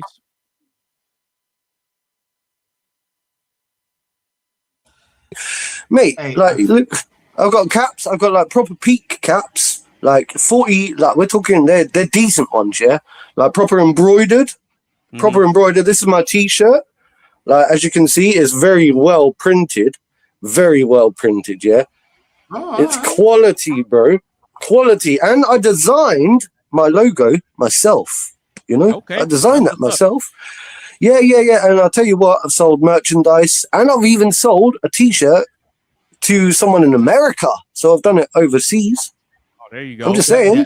That was going to be my next question. People don't realize this part about me because I try not to promote myself too much in this place, yeah. But I've got a big history of like being a good promotional entrepreneur. Like I keep trying to explain that, but I don't want to make it all about me. So I saved it right till the end. Yeah. Okay, cool, but I'm just saying, if you really want to check it out, then you need to like start looking up Nova Bear. That's NOVABEAR. And also, I just want to say I really enjoy spending this quality time with all you people. Like, hey, there you go. It sounds good to me. All right, so real quick, does anybody else have anything else on the topic so that way we can go ahead and close the show out? Just kick me out, bro. Kick me. No, I think I'm good. Thanks for having me up, and I'll catch you guys next time. Absolutely. All right, so we're going to go ahead and get ready to close the show out. We're going to do final thoughts, and then we're going to go ahead and do a little bit of promo for you guys, and then we're going to go ahead and close it out. So, Coley D, where can the people find you, brother? They can find me at Coley D Studios on YouTube. We're about to have like I said at the top of the broadcast, we have a whole bunch of things that's going to happen this year there or whatnot. You can also find me. You can also find me at Coley D 1983 on Instagram, which I'm gonna put that in your inbox on Facebook after this. Yeah, so like a whole bunch of big things are coming your way on Coley D Studios on YouTube. So please be looking out for that. Big year for it. 20 years as of June of this year. Stay tuned for that.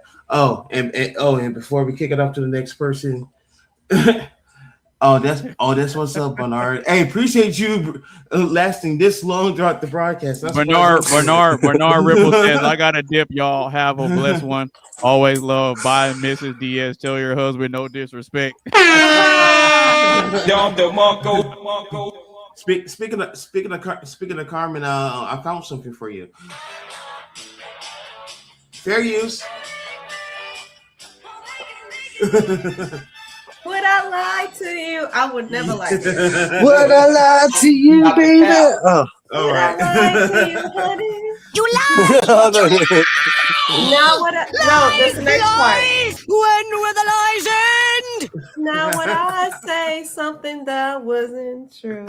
Oh, honey, would I lie? Oh, you know the words. Oh, she's so cute. I said that out loud. Yes, you did. Oh no! Did I show y'all Stitch? I made Lego Stitch. Oh, my sister has that. She has that in the pink one. What is it? What is it? In this one? What is it? What is it? The exact same one. It's Legos. It's Lego. It's Lego Stitch and Lego Angel. Ah. They would have. Oh. I would not lie to you. No, you wouldn't. You wouldn't. Oh, no, I believe that. Carmen up here lying right now. Ain't All nobody right. lying. Yeah. She ain't lying. Yeah. She ain't lying. She ain't lying. All right, No, Mr. yeah. Mark, where can the people find you, brother? Yeah, well, just check me out. Like, I don't know, I'm all over the place. I run like all sorts of Facebook groups as well. And one of the things that I do really enjoy also is, I'm going to put it out there, I'm a massive drum and bass head. So there's a like English genre of music. And I run a group on Facebook, and you should come and check it out. It's called Drum and Bass Heads Uncensored. And it's all for those that love their electronic music, and you should come and check it out. But you can find me all over the place. Just Google Nova Bear, like literally, and look for that logo, and you'll find me. Okay, Yeah? Cool. All right. So, Carmen, where can the people find you? Y'all can find me on Instagram. Go look at my cooking videos. I just do them for fun. Ain't no cooking with Kaya over here. So if you expect that, Stop the cap. I ain't for you. I am not for you. Stop the cap. All right, Yeah. Mr. Coley, we're going to do final thoughts, and then we're going to close it out. So, last thoughts on the show, man. Did you hate it? Did you love it? How was the show for you, brother? Very interesting, this one. I have to say, and I think this is the longest broadcast we had. I had to like in between. I had to tell ESPN to we're gonna be long tonight, so we had to postpone college football or something. But but anyway, great show like always. I think this is a statement that we lasted this long on the first show of 2026, and I'm looking forward to go overtime with this group every single time. You know what I'm saying? So hey, bring it on. I can't wait for the next one. Okay, Mr. Mark, last thoughts on the show. Did you hate it? Love it? How was the show for you, brother? It's everything I expected it to be. Everything I expected it to be. You know something? I was always apprehensive when I first started attending these shows. You know, I was always a little bit anxious whether what's the point of me attending this, that, and the other. But do you know what? This is the first show that I actually really looked forward to attending. I was like the other day. I was like, oh, I can't wait. I can't wait to catch up with you lot. Like, I was like, wow, that speaks volumes. It's like, look.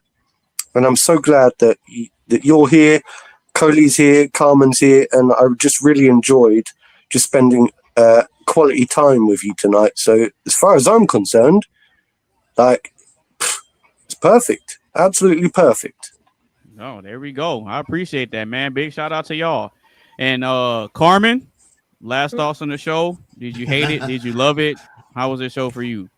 Even though we was going back and forth, all of us are going back and forth. I don't know. I feel offended because Cody laughed. Like, God, yeah, let's see. No, I know. Stop the cap. Oh, snap. No, you know what I really appreciate about this is we don't always agree. Well, most of the time we don't agree.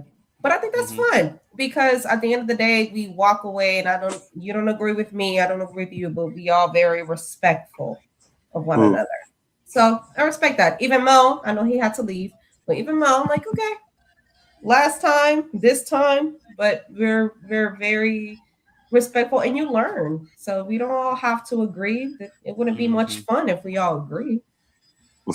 Well, yeah, because I don't want to have a platform that's like an echo chamber. Like, I'm okay with people having their different perspectives, people pushing back on the things I say, I push back on the things you guys say. And I think it makes for not only a great conversation, but it makes for great content because we're just being ourselves. You know what I mean? I don't expect people to come on putting on personas. I just want you to be you. That's all I ask.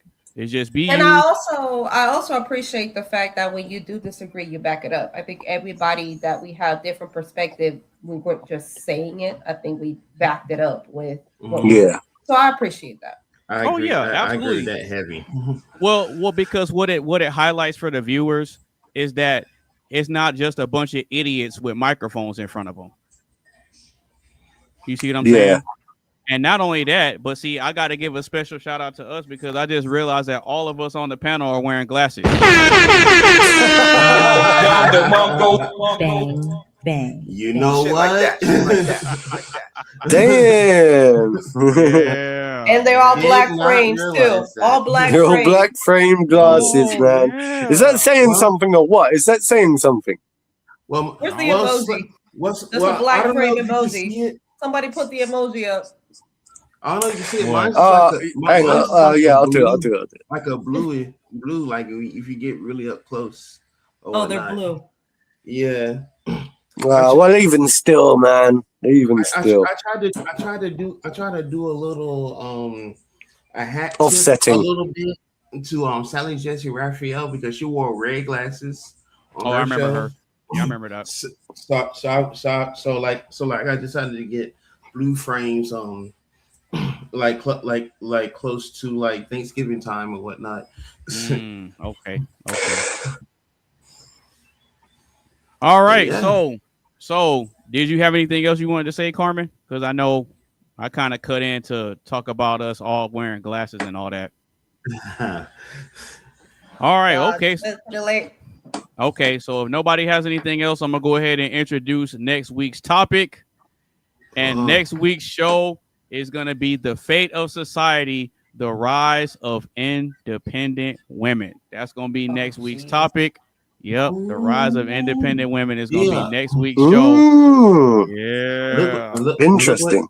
Look what number 13. Lucky for some, others, no. All right, so next week's show is going to be next Saturday around 4 p.m. Central Standard Time. Anybody that's on the panel, you guys are automatically invited to come back. I'm always going to be reaching out to y'all to let y'all know when I'm doing the show. Y'all are always invited. And if you have other people that might want to, pull up and have a conversation, if I give you guys the link, you guys are more than welcome to share the link. If you think other people might be able to come up and contribute to the conversation, I like to make sure that I have my platform open to other people because I believe in welcoming all different types of perspectives. And I think that we as human beings, all of us have some sort of story and we all have some sort of perspective that another person might benefit from. Even though somebody might not agree with what I say, but they may agree with Mark's point. They may not agree with Coley's point, but they may agree with Carmen's point. And so that's kind of why I like doing this because it gets us out of our shell a little bit. And then it brings us together to just have a good time. And that's kind of what it's about. So I want to give amen to that, brother. Yes, I want to give one big shout out to everybody on the panel. Bang, bang. Oh, Shit that's like that. nice. Shit like that. Right. Shit like that. And And shit with that like being that. said, we're gonna go around one more time. Where can the people find you, Coley? Find me on YouTube at Coley D Studios, bro. Find me there. Big shit this year. Big shit. All right, okay. Mr. Mark, where can the people find you? I'm just saying, Google me at Nova Bear, Novabear. You'll find me easy, and just look for my logo, the bear. You'll find it. You'll find me. You'll find me. Okay. All right. Sounds good. And Miss Carmen, last but not least, one more time, where can the people find you? Y'all can find me on Instagram, Carmen.ds92. And no, I will never lie to any of y'all. Stop the cap. All right. You know what? You know what? I got a new button that I added that I hadn't played all night, and this is in response to y'all. This is in response to y'all. Y'all niggas crazy, Quick. blood. Charles. Yeah, what's up? What is that device you got? That thing? What is that? Like, give me the name because I want to look it up because I love my tech. Yeah. So, what is the name of that device, please, that you're using for your samples? Yeah, your samples. I'll show you real quick. Yeah. Well, just send it to me. Just send it. Yeah. What is that device? Send it to me. Send me the make and model. It's called an Elgato Stream Deck. That's what this is. Stream Deck, right? Yeah. So okay. Basically, what this is it's a button console where I can set up different menus and I can assign different sounds to different buttons. Yeah. And so whenever I hit one, damn, son, where'd you find this? Yeah, so gotcha. like if I want to give us a shout out, then I'll hit this one. Bang.